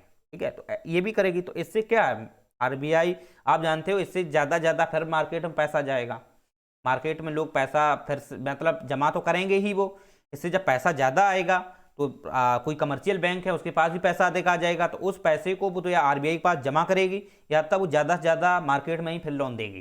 ठीक है, तो वो लोन भी दे सकती है। तो वो क्या करती है, तो लोन पे तो आपको पता होना चाहिए, लोन पे आपको पता होना चाहिए तो कितना देगी, वो 12-14% पे तो लोन ही देती है, राइट। तो लोन भी देखो अलग अलग टाइप के होते हैं, जैसे आप जानते हो होम लोन है, होम लोन है, ये 8 से 9% के बीच देती है, राइट। और होम लोन में आप जानते हो क्या होता है कि जो भी आपकी भूमि होती है, ठीक है, अगर इस प्रकार की, अगर आप जानते हो कोई भी भूमि है या कोई भी आपके पास प्लाट है, राइट, तो उसके लिए आपने होम लोन लिया है, ठीक, घर बनाने के लिए होम लोन लिया है, अगर आप 8 से 9% नहीं दे पाते हो, तो जो भी जितनी भी आपकी जो जो आप जानते हो जिसे आप होम लोन लेते हो, तो होम लोन के बाद क्या होता है कि आपके पास जो पैसा लिया है आपने होम लोन में, अगर वो आप चुकता नहीं कर पाते हो, वो आप चुकता नहीं कर पाते हो, तो फिर आपके पास जो संपत्ति है, राइट, उसको वो जब्त कर सकते हो, उसको पावर होती है ये बैंकों को, राइट, इतना समझ में आना चाहिए। तो जो साधारण लोन होते हैं तो वो तो लगभग 14% तक होते हैं, 14%। आपने देखो इधर आपको मैंने बताया था फिक्स डिपॉजिट है वो कितना होता है, 7%। तो अधिकतम देखो आरबीआई किसी को पैसा 7% देती है, राइट, और जबकि लोन कितने में देती है, 14%। तो ये 7% का जो गैप जा रहा है ना इस पे, 7% का, यही तो आरबीआई, सॉरी, यही तो ये बैंकों की कमाई है। बैंक कहाँ से कमाती है, लोगों से ही तो कमाती है भाई। 7% तुम दे रहे हो और 14% तुम क्या कर रहे हो, 7% पे तुम ब्याज दे रहे हो दूसरे को और 14% पे तुम कर रहे हो, राइट। तो आप ऐसे खुद समझ सकते हो कि ये 7% का अंतर है, 7% की यही तो कमाई है बैंकों की। और कमाई क्या है, यही कमाई है। चलो इतना समझ में आना चाहिए। अब बात ये आती है कि अगर आरबीआई के पास ये पैसा जमा करती है, सुनना, आरबीआई के पास पैसा, क्योंकि आरबीआई इनको डांट भी सकती है, क्यों, क्योंकि आप जानते हो ये आरबीआई अगर इनके पास पैसा आरबीआई के पास नहीं देती है तो ये लोन पे देना प्रारंभ कर देंगे, सस्ते लोन देंगे, तो मार्केट में बहुत ज़्यादा पैसा का फ्लो हो जाएगा, बहुत ज़्यादा पैसा फ्लो हो जाएगा। और जैसे ही पैसा का फ्लो होगा तो आरबीआई क्या करेगी, सीआरआर बढ़ा देगी, एसएलआर बढ़ा देगी कि भाई तू ज़्यादा से ज़्यादा लोन दे रहा है, तू ज़्यादा से ज़्यादा लोन दे रहा है, तू मेरे पास पैसा और रख, अपने पास भी रख, समझ रहे हो। फिर वो क्या करेगी, सीआरआर बढ़ाएगी, एसएलआर बढ़ाएगी, भाई तू 4%, 4-4.5% जो सीआरआर है इसको 5% कर देगी, भाई अब तू दे ले लोन, अब तू दे ले, तू तेरे पास ज़्यादा पैसा आ गया है, इसका मतलब ये नहीं है कि तू सभी को लोन देने में लगा रहे। हाँ अच्छी बात है लोन देना, लेकिन ये भी तो ध्यान रख कि अपनी कमाई के चक्कर में मार्केट को खराब किए दे रहा है। तो वो ये क्या करेगा, सीआरआर बढ़ा देगा और कहेगा भाई ये एसएलआर है, इसको 18% है, चल 20% कर देते हैं। अब पैसा जो सीआरआर एसएलआर बढ़ा दिया, अब तो दिक्कत आ गई कि इनके पास जो ज़्यादा निकासी आ गई, तो अब ये रिवर्स रिजर्व हो गई उनके पास में, तो ये भी कर सकती हैं। तो इसलिए बैंकों को डर होता है कि भाई हमको लोन इसी हिसाब से देना है, थोड़ा मेंटेन करते हुए, तो वो क्या करती है, लोन देने की जगह, ज़्यादा लोन देने की जगह वो आरबीआई को पास पैसा दे देती है, और आरबीआई को पैसा देती है, ठीक है, और आरबीआई क्या करती है, सुनना ध्यान से, आरबीआई को पैसा देती है, तो आरबीआई भी आप जानते हो इनको क्या करती हैं, बॉन्ड देती है। भाई तेरे पास मेरे पास पैसा आया तो तू बॉन्ड ले ले, सोना ले ले, राइट, इस चीज़ को लेकर वो दे देती है। अब इसके बदले देखो अब क्या होता है कि आरबीआई के पास जब ये पैसा जाता है, आरबीआई के पास ये पैसा दे जाता है, तो आरबीआई क्या करती है, इस पर ब्याज देती है। इस पर क्या ब्याज देती है, यानी कि एक्स्ट्रा पैसा था, आरबीआई को जमा किया, अब आरबीआई क्या करेगी, इस पर ब्याज देगी। जब आरबीआई ब्याज देगी तो वही कहलाता है रिवर्स रेपो रेट। क्या कहलाता है, रिवर्स रेपो रेट। ये कितना होता है, ये है आपका 4%, और ये जो है ये है आपका 3.5%। तो आप खुद समझ सकते हो, आरबीआई 4% पर इन्हें रेपो रेट, 4% पर इन्हें रुपया देती है उधार, जबकि 3.5% पर इन्हें ब्याज देती है। क्यों, क्योंकि भाई तुम कमाई कर रहे हो, सुनना ध्यान से, तुम कमाई कर रहे हो, तो तुम कमाई करोगे, तुम लोन दोगे, तुम्हारे पास पैसा नहीं बचा है, तो तुम मुझसे इमरजेंसी में लेने आओगे, तो ले तुमको हम 4% लगाएंगे, ले लो, ठीक। तो इनको तो लेना पड़ेगा ना, क्योंकि ये देखो मार्केट में 14% पे दे रहे हैं, तो ये तो ले लेंगे, कोई दिक्कत नहीं। अब बात आती है कि अब ज़्यादा परसेंटेज होता है, अब ज़्यादा मतलब अब ऐसा होता है कि इनके पास ज़्यादा जमा हो गया पैसा, तो जमा पैसा जब ज़्यादा हो जाता है तो यही क्या करेंगी, इनको आरबीआई के पास रखेंगी। तो आरबीआई इसको ये नहीं कहती है कि भाई तू मेरे पास पैसा रख दे, इनकी मजबूरी है, भाई हमारे पास पैसा ज़्यादा है, आरबीआई को दे देते हैं, तो आरबीआई इस पर कुछ तो ब्याज दे देगी। अगर हम मार्केट में ज़्यादा मनी कर देते हैं तो आरबीआई ये सीआरआर वृद्धि कर देगी, एसएलआर बढ़ा देगी, तो फिर ऋण मर जाएगी बैंकों की ना, तो ये दिक्कत होती है। तो फिर इनका बेनिफिट जो है कम हो जाएगा बैंकों का, अगर ये सीआरआर एसएलआर बढ़ा देती, क्योंकि वो लोन नहीं दे पाएंगी इतना, तो लोन नहीं दे पाएंगी तो फिर आप जानते हो उनकी कमाई लोन ही पे है। तो यही चीज़ें हैं कि ये जमा, जैसे मान लो पैसा अधिक हो गया तो ये आरबीआई को देती हैं, तो आरबीआई इस पे क्या देती है, ब्याज देती है। वो भाई बोलेगी तुम्हारा ज़्यादा पैसा आ गया है, तो पैसा आ गया है तो मैं इसमें इतना ही ब्याज दूंगी, 3.5% दूंगी, इससे ज़्यादा नहीं दूंगी। तो वो हमेशा याद रखना, आरआर जो होता है वो ट्रिपल आर अर्थात रिवर्स रेपो रेट से ज़्यादा होता है, ठीक है, हमेशा याद रखना, कभी कम तो हो ही नहीं सकता, कभी कम नहीं हो सकता है ना, आरबीआई कभी कम कर सकती है, हमेशा ये रेपो रेट है ज़्यादा रहता है और रिवर्स रेपो रेट है वो कम रहता है, राइट। चलो, अब ऐसा भी नहीं है कि अब मान लो उधार जो जैसे देती है, तो उधारी जो जैसे रिवर्स रेपो रेट दिया, तो फिर जब पैसा नहीं होता है ना, तो पैसा नहीं होता है तो ये क्या करती है, इसको पैसा जो उधारी दिया है तो वो वापस कर देती है, ठीक है, वो वापस कर देती है। चलो, इतना समझ में आपके आना चाहिए।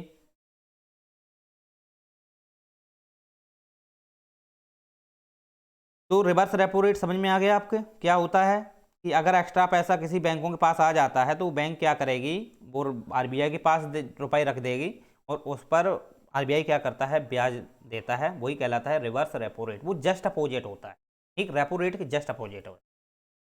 चलो, इतना आपके समझ में आ गया। अब देखो क्या होता है कि मान लेते हैं, अब मान लो ऐसा हुआ, वार्षिक, ये वार्षिक होता है, ये याद रखना, ये रेपो रेट है और ये रिवर्स रेपो रेट है, ये वार्षिक होते हैं, ठीक है, ये क्या होते हैं, वार्षिक। अब देखो वित्तीय विवरण में क्या होता है, जैसे कभी कभी देखा हो आरबीआई भारत सरकार को सरप्लस देती है, वो क्यों देती है, उसके पास एक्स्ट्रा पैसा रहता है, कैसा, जैसे इनके पास ज़्यादा पैसा आ गया, ज़्यादा जमा हुई, आरबीआई के पास पैसा गया, आरबीआई के पास एक्स्ट्रा पैसा हो जाता है, वही कहलाता है सरप्लस, ठीक है। यही जो एक्स्ट्रा पैसा आरबीआई के पास जाता है ना जमा होके, यही कहलाता है आपका सरप्लस। जब लास्ट में वार्षिक में जब ये मेंटेन किया जाता है ना, जब मेंटेन किया जाता है तो भारत सरकार को ही आरबीआई सरप्लस के रूप में पैसा देती है, ये सरप्लस के रूप में पैसा देती है, क्यों, इसके पास एक्स्ट्रा पैसा है, ठीक है, एक्स्ट्रा पैसा है, वो लास्ट का अंतिम में देखा जाता है, अंतिम में के अंतिम में देखा जाता है कि अंतिम रूप में वार्षिक वित्तीय विवरण में कितना अंतिम रूप में सरप्लस के रूप में पैसा आया है आरबीआई के पास। चलिए, तो वो अपने पास नहीं रखती है, वो लास्ट में भारत सरकार को दे देती है, तो ये भी दिमाग में आपके क्लियर कट होना चाहिए। चलो, तो अब इतना समझ में आया। अब हम बात करते हैं, रिवर्स रेपो रेट की बात हो गई, रेपो रेट की भी बात हो गई।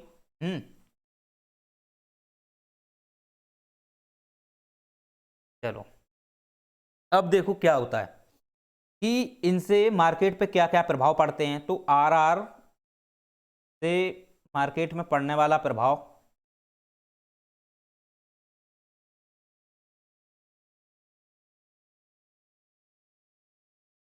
देखो, आरआर से पहले एक चीज़ और समझो, सीआरआर से मार्केट में क्या प्रभाव पड़ता है। जैसे सीआरआर में अगर वृद्धि हो जाती, मान लो यानी 4.5% है, अगर इसकी और वृद्धि कर दी जाती है, तो आपको पता होना चाहिए कि जो 1000 करोड़ रुपया था, इसका 5% अर्थात 50 करोड़ जो रुपया है वो कहाँ चला जाएगा, वो चला जाएगा आरबीआई के पास।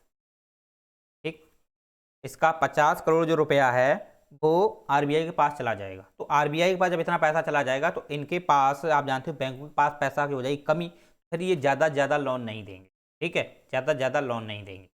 तो सीआरआर और रेपो रेट, इसमें बेसिक अंतर खैर ज़्यादा नहीं है। ठीक है, ज़्यादा बेसिक अंतर नहीं है, बस थोड़ा है, वो आपको हम बताएंगे। चलो, अब देखो क्या आता है कि अगर सीआरआर में कमी कर देती है, सीआरआर में आरबीआई कमी कर देती है, तो इससे क्या है कि इनके पास जो 50 करोड़ रुपया आरबीआई के पास जो जमा हो रहा था, ये मान लो ये 4.5 है, तो अगर 4% कर देती है तो ये 40 करोड़ रुपया जो है ये आरबीआई के पास जमा करेगी, और शेष आप देखो 10 करोड़ जो रुपया है ये कमर्शियल बैंक के पास आ जाएगा।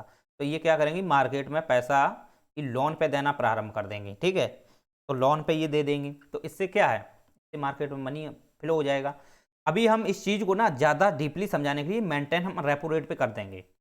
ठीक है, अब बात करते हैं एसएलआर की। तो एसएलआर आप जानते हो 18% है, अगर इसको वृद्धि कर देती है, यानी 18 से 20% कर देगी, तो 20% जब करती है तो 1 करोड़ का, आप जानते हो 20% है 200 करोड़। ठीक है, अब 200 करोड़ जो रुपया है 1000 करोड़ में, तो 200 करोड़ ये 18 किसमें, एसएलआर के रूप में अपने पास रखेगी, तो इसके पास ही एनडीटीएल के रूप में क्या हो जाएगा, मेंटेन हो जाएगा। तो फिर इसको आरबीआई बैंक, कमर्शियल बैंक को क्या करना पड़ेगा, सीबी को अपने पास में 18-20% रखना होगा। ठीक है, तो फिर ये ज़्यादा ज़्यादा लोन नहीं दे पाएगी। तो फिर आप इससे समझ सकते हो कि मार्केट में किस प्रकार का प्रभाव पड़ेगा, तो मार्केट में ज़्यादा पैसा नहीं जा पाएगा। चलो, अगर इसे कम कर देती है, कम इसे कर देती है, तो फिर मार्केट में पैसा ज़्यादा चला जाएगा, मार्केट में पैसा ज़्यादा चला जाएगा। देखो, इस चीज़ को समझने के लिए हम थोड़ा इस पर फोकस करेंगे, रेपो रेट पे। तो रेपो रेट की अगर हम बात करें, अगर रेपो रेट में वृद्धि होती है तो इस पे मार्केट में क्या प्रभाव पड़ता है, मार्केट में क्या प्रभाव पड़ता है। देखो, मार्केट में क्या प्रभाव पड़ेगा, मान लेते हैं कि ये अभी 4% है, अगर इसको 4.5% अगर ये कर देती है, तो 4.5% के रूप में ये आरबीआई को रेपो रेट देना पड़ेगा सीबीओ को। ठीक है, जितनी भी कमर्शियल बैंक हैं, ठीक है, जिस बैंक ने उधार लिया, ऐसा नहीं कि सभी बैंकों पे समान हो, वैसे हाँ रेपो रेट समान है सभी पे, लेकिन एक साथ नहीं लगता है सभी पे, राइट, ये दिमाग में रखना। तो जिस बैंक ने उधार लिया है तो उस बैंक पर रेपो रेट लगा। अब क्या होता है कि ये जो 4-4.5% जो है, ये 4.5% है, ये जैसे ही वृद्धि होती है इसमें, तो इससे क्या होता है कि इसके पास जो एक्स्ट्रा पैसा है, इसके पास जो एक्स्ट्रा पैसा होता है बैंकों के पास, ठीक है, एक्स्ट्रा पैसा होता है, तो वो क्या करेंगी, क्या करेंगी, एक्स्ट्रा पैसा, जैसे मान लेते हैं कि इसके पास पैसे, तो इसके पास पैसा नहीं है, मान लो बैंक के पास पैसा नहीं, कमर्शियल बैंक के पास नहीं है, तो ये उधार लेगी। अब उधार लेने पे इसको 4% तो पहले था, अब 4.5% लगाया, तो इनके पास आप जानते हो क्या हुआ कि रेपो रेट जब इन पे लगाती हैं तो ये क्या करेंगी, ये मार्केट में देखेंगी भाई जमा ज़्यादा से ज़्यादा जमा करो, वो सोचेंगी जमा करो, तो वो लोन देने की जगह जमा ज़्यादा से करने का वो प्रयास करेंगी, लोन देने की जगह वो ज़्यादा जमा करने का प्रयास करेंगी। वो सोचेंगी क्यों, क्योंकि वो कहेंगी 4.5% हो गया है, मुझे आरबीआई को देना है, मेरे पास जमा राशि कम है, तो वो ये सोचेंगी लोन अभी मत दो, लोन मत दो, अभी पैसे अपने पास रखो, आरबीआई को 4.5% रेपो रेट देना है। तो वो क्या करेंगी, मार्केट से जो पैसा है वो क्या करेंगी, जमा कराएंगे, राइट, वो जमा कराएंगे। अब ऐसे में वो क्या कर सकते हैं, सुनना ध्यान से, ऐसे में वो अपनी ब्याज दर बढ़ा सकते हैं, ध्यान से सुनना, ऐसे में क्या कर सकती हैं, जो ब्याज आप जानते हो जो 4% या 3% या 7% देती हैं, ऐसे में वो ब्याज ज़्यादा बढ़ा देंगे। ठीक है, अब वो ब्याज ज़्यादा कर देंगी, तो इससे क्या है, लोग ज़्यादा से ज़्यादा पैसा जमा करेंगे। अब यहाँ पे तुम खुद आप ये पॉइंट सोच सकते हो माइंड से, अगर आरबीआई के पास मतलब जैसे ही आरआर बढ़ जाता है ना, आरआर बढ़ जाता है, तो ये जो बैंकें हैं ये ज़्यादा से ज़्यादा जमा कराने का प्रयास करेंगी। वो सोचेंगी कि थोड़ा ब्याज दर बढ़ा दिया जाए ताकि मार्केट में जो पैसा है लोग जमा कर दें आके, समझ रहे हो, लोग जमा कर दें आके, तो वो क्या करती हैं, अपना ब्याज दर बढ़ा सकते हैं, राइट। दूसरी बात है इसमें, दूसरी बात क्या होती है कि ब्याज दर तो बढ़ सकता है। अब जैसे जानते हो कि जो मार्केट में पैसा है, जो मार्केट में पैसा है, मार्केट में जो पैसा है उसमें क्या आ जाएगी, कमी हो जाएगी, ओके, उसमें क्या हो जाएगी, कमी हो जाएगी। दूसरी बात, मार्केट में पैसा कमी है तो इससे क्या है कि बेरोजगारी में वृद्धि होगी, रोजगारी में वृद्धि होगी, राइट। और मुद्रास्फीति जो है, मुद्रास्फीति में कमी होगी, ओके। इसके बाद डिमांड जो है उसमें कमी आ जाएगी। अब डिमांड में जब कमी है, उत्पादन है उसमें भी कमी होगी, राइट, समझ रहे हो। अब देखो इतना थोड़ा सा पैसा बढ़ाने से मार्केट में कितना प्रभाव पड़ा, थोड़ा भी पैसा बढ़ा देती तो मार्केट पे कितना प्रभाव पड़ा। पहली बात, ब्याज वो बैंक बढ़ा देगी, जो कमर्शियल बैंकें हैं ब्याज बढ़ाएंगी तो लोग पैसा ज़्यादा जमा करेंगे क्योंकि उसे ज़रूरत है। दूसरी बात, मार्केट में जब ब्याज बढ़ेगा तो लोग पैसा जमा करेंगे जाके, तो मार्केट में भी पैसा की कमी आ जाएगी, मार्केट में भी पैसा की कमी आ जाएगी। इसके बाद जब मार्केट में पैसा कमी आएगी तो नए नए उद्योग स्थापित नहीं होंगे, और जब नए नए उद्योग स्थापित नहीं होंगे तो बेरोजगार लोग हो जाएंगे। इसके बाद जो मुद्रास्फीति जो है, एक्चुअली यहाँ पे समझ लो, अब क्या होता है कि जब पैसा लोगों के पास नहीं बचेगा तो लोगों की जो डिमांड है उसमें कमी आ जाएगी, हो जाएगी कमी, क्यों, लोगों के पास पैसा ही नहीं है। अब जब पैसा नहीं है तो वो मार्केट में डिमांड कहाँ से करेंगे जाके, अब डिमांड में कमी होगी, और डिमांड में जब कमी होगी तो ऑटोमेटिक जो वस्तुएं हैं वो सस्ती हो जाएंगी, ठीक है, जो प्रोडक्ट हैं वो सस्ती हो जाएंगी। अब जब प्रोडक्ट सस्ते हो जाएंगे तो फिर उत्पादन की जो दर है उसमें कमी आ जाएगी, ओके, और जब उत्पादन की कमी होगी तो मुद्रास्फीति है में भी कमी हो जाएगी। तो आप खुद सोच सकते हो कि मार्केट में रेपो रेट बढ़ाने से कितना प्रभाव पड़ता है, समझ रहे हो, मार्केट में रेपो रेट में 1% बढ़ाने से कितना प्रभाव पड़ता है। दूसरी बात, इतना तो आपने समझ लिया। इसके विपरीत अगर हम बात करें, इसके विपरीत अगर हम बात करें तो अगर रेपो रेट में अगर कमी कर दी जाती है, क्योंकि ये आरबीआई का काम है ना, वो मार्केट में देखती है पैसा का फ्लो किस प्रकार का है, उसे मुद्रास्फीति को कंट्रोल करना होता है, नियंत्रण करना होता है, तो फिर वो कम ज़्यादा करती है। अब क्या करती है, वो रेपो रेट को बढ़ा देती है, ठीक, सॉरी कम कर देती है। और जैसे ही रेपो रेट कम हुआ, रेपो रेट कम हुआ तो क्या होता है कि पहले था 4%, ठीक, 4% उसने 3.5% कम किया, और जैसे ही 3.5% कम किया तो मार्केट में 1% तो इतना पैसा मार्केट में आएगा, इतना आएगा बहुत ज़्यादा। फिर क्या करेंगे ये क्या करेंगे कि जैसे ही रेपो रेट वृद्धि होती है, कमी आती है, तो ये इनके पास जो कमर्शियल बैंक है सीबी के पास है, तो ये क्या करेंगे, ज़्यादा से ज़्यादा लोन देंगी। तो ये जो लोन है ये भी देंगी, तो ये लोन सस्ते पे देंगी, लोन ये सस्ते पे देंगी, क्यों, इनके पास पैसा है तो ये पैसे का क्या करेंगे, लोन, इन्हें तो मतलब ही है कि भाई जहाँ हम 14% दे रहे हैं, ले रहे हैं, तो वहाँ पे 12 कर दिया जाए, एक अधिकतम 14 ही है, वैसे कम तो कर सकती हैं, सस्ते पे लोन देंगे। कार लोन है, होम लोन है, जितने भी ये लोन है देगी ना, ये सस्ते पे दे देगी। अब ये सस्ते पे जब लोन देगी तो आप जानते हो क्या है कि यही जो लोन है, ये जो लोन दिया है, इससे मार्केट में पैसा ज़्यादा जाएगा, मार्केट में पैसा ज़्यादा जाएगा।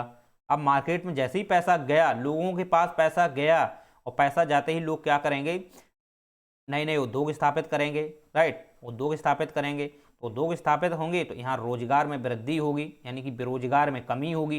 रोजगार में वृद्धि का मतलब है बेरोजगार में कमी होगी। इसके बाद आप जानते हो कि इसके बाद क्या होता है कि पैसा ज़्यादा जाने से लोगों की डिमांड है वो उसमें वृद्धि हो जाएगी, डिमांड में वृद्धि हो जाएगी, और जैसे ही डिमांड में वृद्धि हुई वस्तुएं महंगी हो जाएंगी, राइट, वस्तुएं महंगी हो जाएंगी, उत्पादन में वृद्धि हो जाएगी, राइट, उत्पादन में वृद्धि हो जाएगी। तो ये देखो आप, इसके जस्ट अपोजिट ये की पॉइंट है, इसके जस्ट अपोजिट ये की पॉइंट है। चलिए, तो समझ में आया आपको।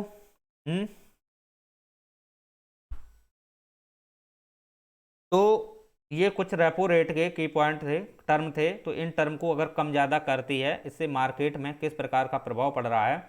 तो मार्केट में देखो, पैसा ज़्यादा जाने से उद्योग स्थापित हो जाएंगे, रोजगार में वृद्धि आएगी, डिमांड में वृद्धि हो जाएगी, वस्तुएं भी महंगी हो जाएंगी, उत्पादन में वृद्धि हो जाएगी। इसके बाद क्या होगी, जो मुद्रास्फीति है इसमें भी वृद्धि होगी। ठीक है, मुद्रास्फीति में वृद्धि होगी, क्यों, वस्तुएं महंगी होंगी, ऑटोमेटिक मुद्रास्फीति होगी। लेकिन इससे क्या होगा कि मूल्य जो रुपया है, जो रुपये है उसकी जो परचेजिंग पावर है, रुपये के मूल्य की परचेजिंग पावर है, उसमें कमी आ जाएगी। इतना याद रखना, उसमें क्या आ जाएगी, कमी आ जाएगी। तो हमेशा याद रखें कि मूल्य की जो परचेजिंग पावर है मुद्रास्फीति से बढ़ने से कमी आती है। जबकि इधर देखोगे ना, तो मार्केट में पैसा नहीं है, ठीक है, मार्केट में पैसा नहीं है, तो इसमें जो है उत्पादन सस्ता हो जाएगा। और उत्पादन सस्ता जब हो जाएगा तो जितना लोगों के पास पैसा है, इतना पैसा है, तो उस पैसे के हिसाब से वो क्या मिलेगी, वहाँ की उत्पादन में वो खरीद सकेंगे। ठीक, उनकी डिमांड है नहीं, एक्स्ट्रा मार्केट में उत्पादन भरा पड़ा है, राइट, तो वो सस्ता मिलेगा। तो यहाँ पर जो परचेजिंग पावर है वो बढ़ जाएगी, यहाँ पर परचेजिंग पावर है वो बढ़ जाएगी। लेकिन एक बात यहाँ हमेशा याद रखा, परचेजिंग पावर बढ़ तो जाएगी लेकिन ज़्यादा नहीं बढ़ेगी। क्यों, मार्केट में पैसा भी तो नहीं है लोगों के पास में, समझ रहे हो, तो वो कहाँ से इतनी चीज़ें लेंगी। लेकिन जितना वो उनके पास पैसा है उतने जो चीज़ें लेंगे उसकी वो परचेजिंग पावर बढ़ेगी। लेकिन ये बोलो कि लगातार बढ़ती जाएगी तो नहीं, क्यों, इतना लोगों के पास पैसा भी तो नहीं है। परचेजिंग पावर वो खरीदते जाएं खरीदते जाएं, खरीद खरीद के वो क्या करेंगे, एक्स्ट्रा रख के। चलो, तो इससे क्या हो जाता है कि आर्थिक मंदी जैसी स्थिति बनने लगती है। तो आर्थिक मंदी का एक कारण ये भी होता है। तो उम्मीद करते हैं आपको समझ में आया होगा। हम्म हम्म। इसमें मैंने आपको बताया था, बढ़ने से, रेपो रेट बढ़ने से क्या होता है, मुद्रास्फीति में कमी हो जाएगी, महंगाई में भी कमी होगी, राइट। महंगाई का कमी का मतलब है मुद्रास्फीति में है, इसको कम करने से महंगाई, मिनट रुकना, महंगाई में वृद्धि हो जाएगी, महंगाई में वृद्धि हो जाएगी। तो लोगों के पास पैसा आ जाएगा और वस्तुएं इतनी ज़्यादा नहीं बढ़ पाएंगी, लेकिन उत्पादन में वृद्धि होगी। लेकिन इससे क्या है कि आयात निर्भरता ज़्यादा आ जाएगी, में आयात की जो निर्भरता है वो थोड़ा ज़्यादा रहेगी, आयात ज़्यादा होने लगेगा। क्यों, क्योंकि लोगों के पास डिमांड ज़्यादा होगी तो लोग आयात, फिर सरकार को आयात करना पड़ेगा ना, और सरकार ज़्यादा आयात अगर करती है तो फिर अपना भारत का पैसा विदेशों में जा रहा है, ये भी एक सबसे बड़ी प्रॉब्लम है। तो आप हमेशा याद रखना, इसमें एक यही प्रॉब्लम है, आयात में वृद्धि हो जाएगी, महंगाई में वृद्धि हो जाएगी, डिमांड ज़्यादा, उत्पादन में फिर कमी आने लगेगी। तो ये चीज़ें है ना, मेंटेन करके चलना पड़ता है। आरबीआई को इस चीज़ को मेंटेन करने के चलना पड़ता है कि भाई कोई चीज़ ज़्यादा महंगी ना हो, ना कोई चीज़ सस्ती हो, भाई इतने इतने तो मेंटेन। तभी तो आप जानते हो इनका ना रेपो रेट ज़्यादा वृद्धि होती है ना कमी होती है, वही 4.5 4.5 4 4.5 3 4.5 इतना ही परसेंटेज में बढ़ता रहता है, इससे ऊपर होता ही नहीं है। चलो, इसके विपरीत अगर हम बात करें रिवर्स रेपो रेट की, तो रिवर्स रेपो रेट देखोगे, जो मैंने आपको यहां बताया था ना, इसकी जस्ट अपोजिट है। रिवर्स रेपो रेट है, इसकी जस्ट अपोजिट है, बस और कुछ नहीं है। रिवर्स रेपो रेट का मतलब ये है, जैसे मान लेते हैं कि ये तो पहली कंडीशन तो है ये कि रिवर्स रेपो रेट जो है, जैसे एग्जाम्पल के तौर पर RRR, राइट। अब जैसे वर्तमान मान लो 3.5% है, ठीक है, 3.5% है। अगर इसको क्या कर देती है आरबीआई, बढ़ा देती है, कर देती है 4%। 4% जैसे ही किया तो ये जितने ये बैंकिंग के पास जो रुपया वहाँ एक्स्ट्रा फ्लो रखा गया है, उनके पास, बैंकों के पास सरप्लस में रखा है आरबीआई के पास में, तो उस पर ये 4% अगर ब्याज दे देती है, राइट, 4% ब्याज देती है, तो इससे क्या होगा कि बैंक जो सीबी हैं उनके पास ज़्यादा से ज़्यादा पैसा आ जाएगा, राइट। इसके पास बढ़ाने से आरबीआई अगर रिवर्स रेपो रेट बढ़ा देती है तो इससे जो कमर्शियल बैंक हैं इनके पास पैसा अधिक आएगा, ठीक, और पैसा जैसे ही अधिक आता है तो ये फिर लोन देंगी, ठीक, सस्ता लोन देंगी, ये सब कुछ देंगी। तो वही सिस्टम है शायद, सस्ता लोन देंगी, उससे उद्योग स्थापित होंगे, महंगाई बढ़ेगी, मुद्रास्फीति में वृद्धि होगी, डिमांड में वृद्धि होगी, आयात में वृद्धि होगी, ये सब वृद्धि होंगी। तो ये चीज़ें देखने को मिल जाती हैं, ये चीज़ें देखने को मिल जाती हैं। चलो, तो बस ये है। अब देखो और भी की टर्म है, जैसे उत्पादन में जैसे वृद्धि होती है तो यहाँ पे उत्पादन जो शुल्क है गवर्नमेंट को ज़्यादा मिलता है, ठीक है। ज़्यादा से अब मान लो उद्योग स्थापित हुए तो ज़्यादा ज़्यादा उत्पादन होगा। अब ज़्यादा उत्पादन होगा, उत्पादन होने से एक्साइज ड्यूटी ज़्यादा मिलेगी नहीं गवर्नमेंट को। गवर्नमेंट को फ़ायदा है, लेकिन इस चीज़ को मेंटेन करना पड़ेगा। अब बात ये आती है, जैसे यही सिस्टम इसका अपोजिट हो गया तो यही चीज़ें सेम कंडीशन यही है, ठीक है। लोन ज़्यादा आएगा तो मार्केट पैसा, बेरोजगारी, ये मुद्रास्फीति, बेरोजगारी में कमी, मुद्रास्फीति में वृद्धि, रोजगार में वृद्धि, इधर वाला ये इधर मैंने आपको समझाया था ना, वहाँ वही है। अब जैसे आरआरआर अगर इसको कम कर देती है, आरआरआर इसको कम कर देती है, जैसे 3.5% था, इसको अगर वो 3% कर देती है तो इसको जो ब्याज है, राइट सुनना ध्यान से, इसको जो ब्याज मिलेगा तो वो कितना मिलेगा, 3% पर, 3% पे ब्याज मिलेगा। लेकिन आप जानते हो इससे ज़्यादा मार्केट पे कोई प्रभाव नहीं पड़ता है। क्यों? क्योंकि इनके पास तो ऑलरेडी रुपया एक्स्ट्रा है ही देने के लिए। अब तो इनके पास ज़्यादा पैसा था इसलिए उन्होंने आरबीआई को दे दिया, ठीक है। तो अब उस पर अगर ये 3% कम अगर देती है ना, 3% अगर देती है, अगर मान लो 3% कम देती है तो इससे क्या इस पर प्रभाव पड़ रहा है, बहुत कम, बहुत रेयरली प्रभाव पड़ेगा, ज़्यादा नहीं पड़ेगा। लेकिन हाँ 4% अगर कर देती है ना तब तो है, क्योंकि इनके पास पैसा ज़्यादा आ जाएगा। और 3% करती है तो भी इनके पास पैसा आएगा, लेकिन वो पैसा जो है ना इतना मार्केट में फिर फ्लो नहीं हो पाएगा, तो इससे कम प्रभाव पड़ेगा। फिर वृद्धि करने से ज़्यादा पड़ेगा, कम पे कम प्रभाव पड़ता है। तो उम्मीद करते हैं आपको आरआर, रेपो रेट और आपको ये चार जो की टर्म्स थे वो समझ में आ गए। अब बात आती है जैसे एलएएफ की। एलएएफ को और समझ लो। यहाँ पे जो लिक्विडिटी एडजस्टमेंट रेशियो है, तो नहीं रुको, फैसिलिटी है। एलएएफ का मतलब है लिक्विडिटी एडजस्टमेंट और फैसिलिटी, राइट। तो एलएएफ क्या है? एलएएफ अगर आप देखोगे ना तो जो रेपो रेट होता है, ठीक है, और रिवर्स रेपो रेट होता है, तो इन ये ओवरनाइट के लिए रातों रात लिए जाते हैं, ठीक है। तो इसको ये क्या करता है, मेंटेन करता है एलएएफ। तो एलएएफ के माध्यम से ही ये रिवर्स रेपो रेट और रिवर्स रेपो रेट है, ये मेंटेन किए जाते हैं। तो बस और कुछ नहीं है एलएएफ। एलएएफ बस यही है, जो एडजस्टमेंट किया जा रहा है रेपो रेट का और रिवर्स रेपो रेट का, ये ओवरनाइट के माध्यम से कितना कैसा क्या करना चाहिए, इस चीज़ को मेंटेन करने की ही पद्धति कहलाती है एलएएफ, और एलएएफ कुछ नहीं है। तो देखो आज के लेक्चर के अंतर्गत मैंने काफ़ी चीज़ें आपको बताई, इसको हम कल फिर से बता देंगे। जैसे अभी मैंने आपको समझाया सीआरआर क्या होता है, एसएलआर क्या होता है, रेपो रेट क्या होता है, और इनकी कम ज़्यादा से भी क्या प्रभाव पड़ता है, रिवर्स रेपो रेट क्या होता है, एलएएफ क्या होता है। तो इतने मैंने आपको कंप्लीट समझा दी, ठीक है। तो उम्मीद करते हैं इस लेक्चर को समझ में आपको आसानी से अच्छा लगा होगा, और अच्छा लगा है तो लाइक से सब्सक्राइब कीजिए, और डिस्क्रिप्शन बॉक्स में जाकर टेलीग्राम को ज्वाइन कर लीजिए, राइट। अगर नहीं समझ में आया तो एक दो बार फिर से देखिए, एक बार में नहीं आता है समझ में। मैंने बहुत मेहनत की इस पर, मुझे भी बहुत कम आता था समझ में, मैंने बहुत प्रयास किया, तब आपको इतना डीपली बताने का मार्गदर्शन आपको दे पा रहा हूँ। उम्मीद करते हैं मेरा जो प्रयास है आपको सफलता की ओर ले जाएगा, उम्मीद करते हैं। चलिए, हाँ।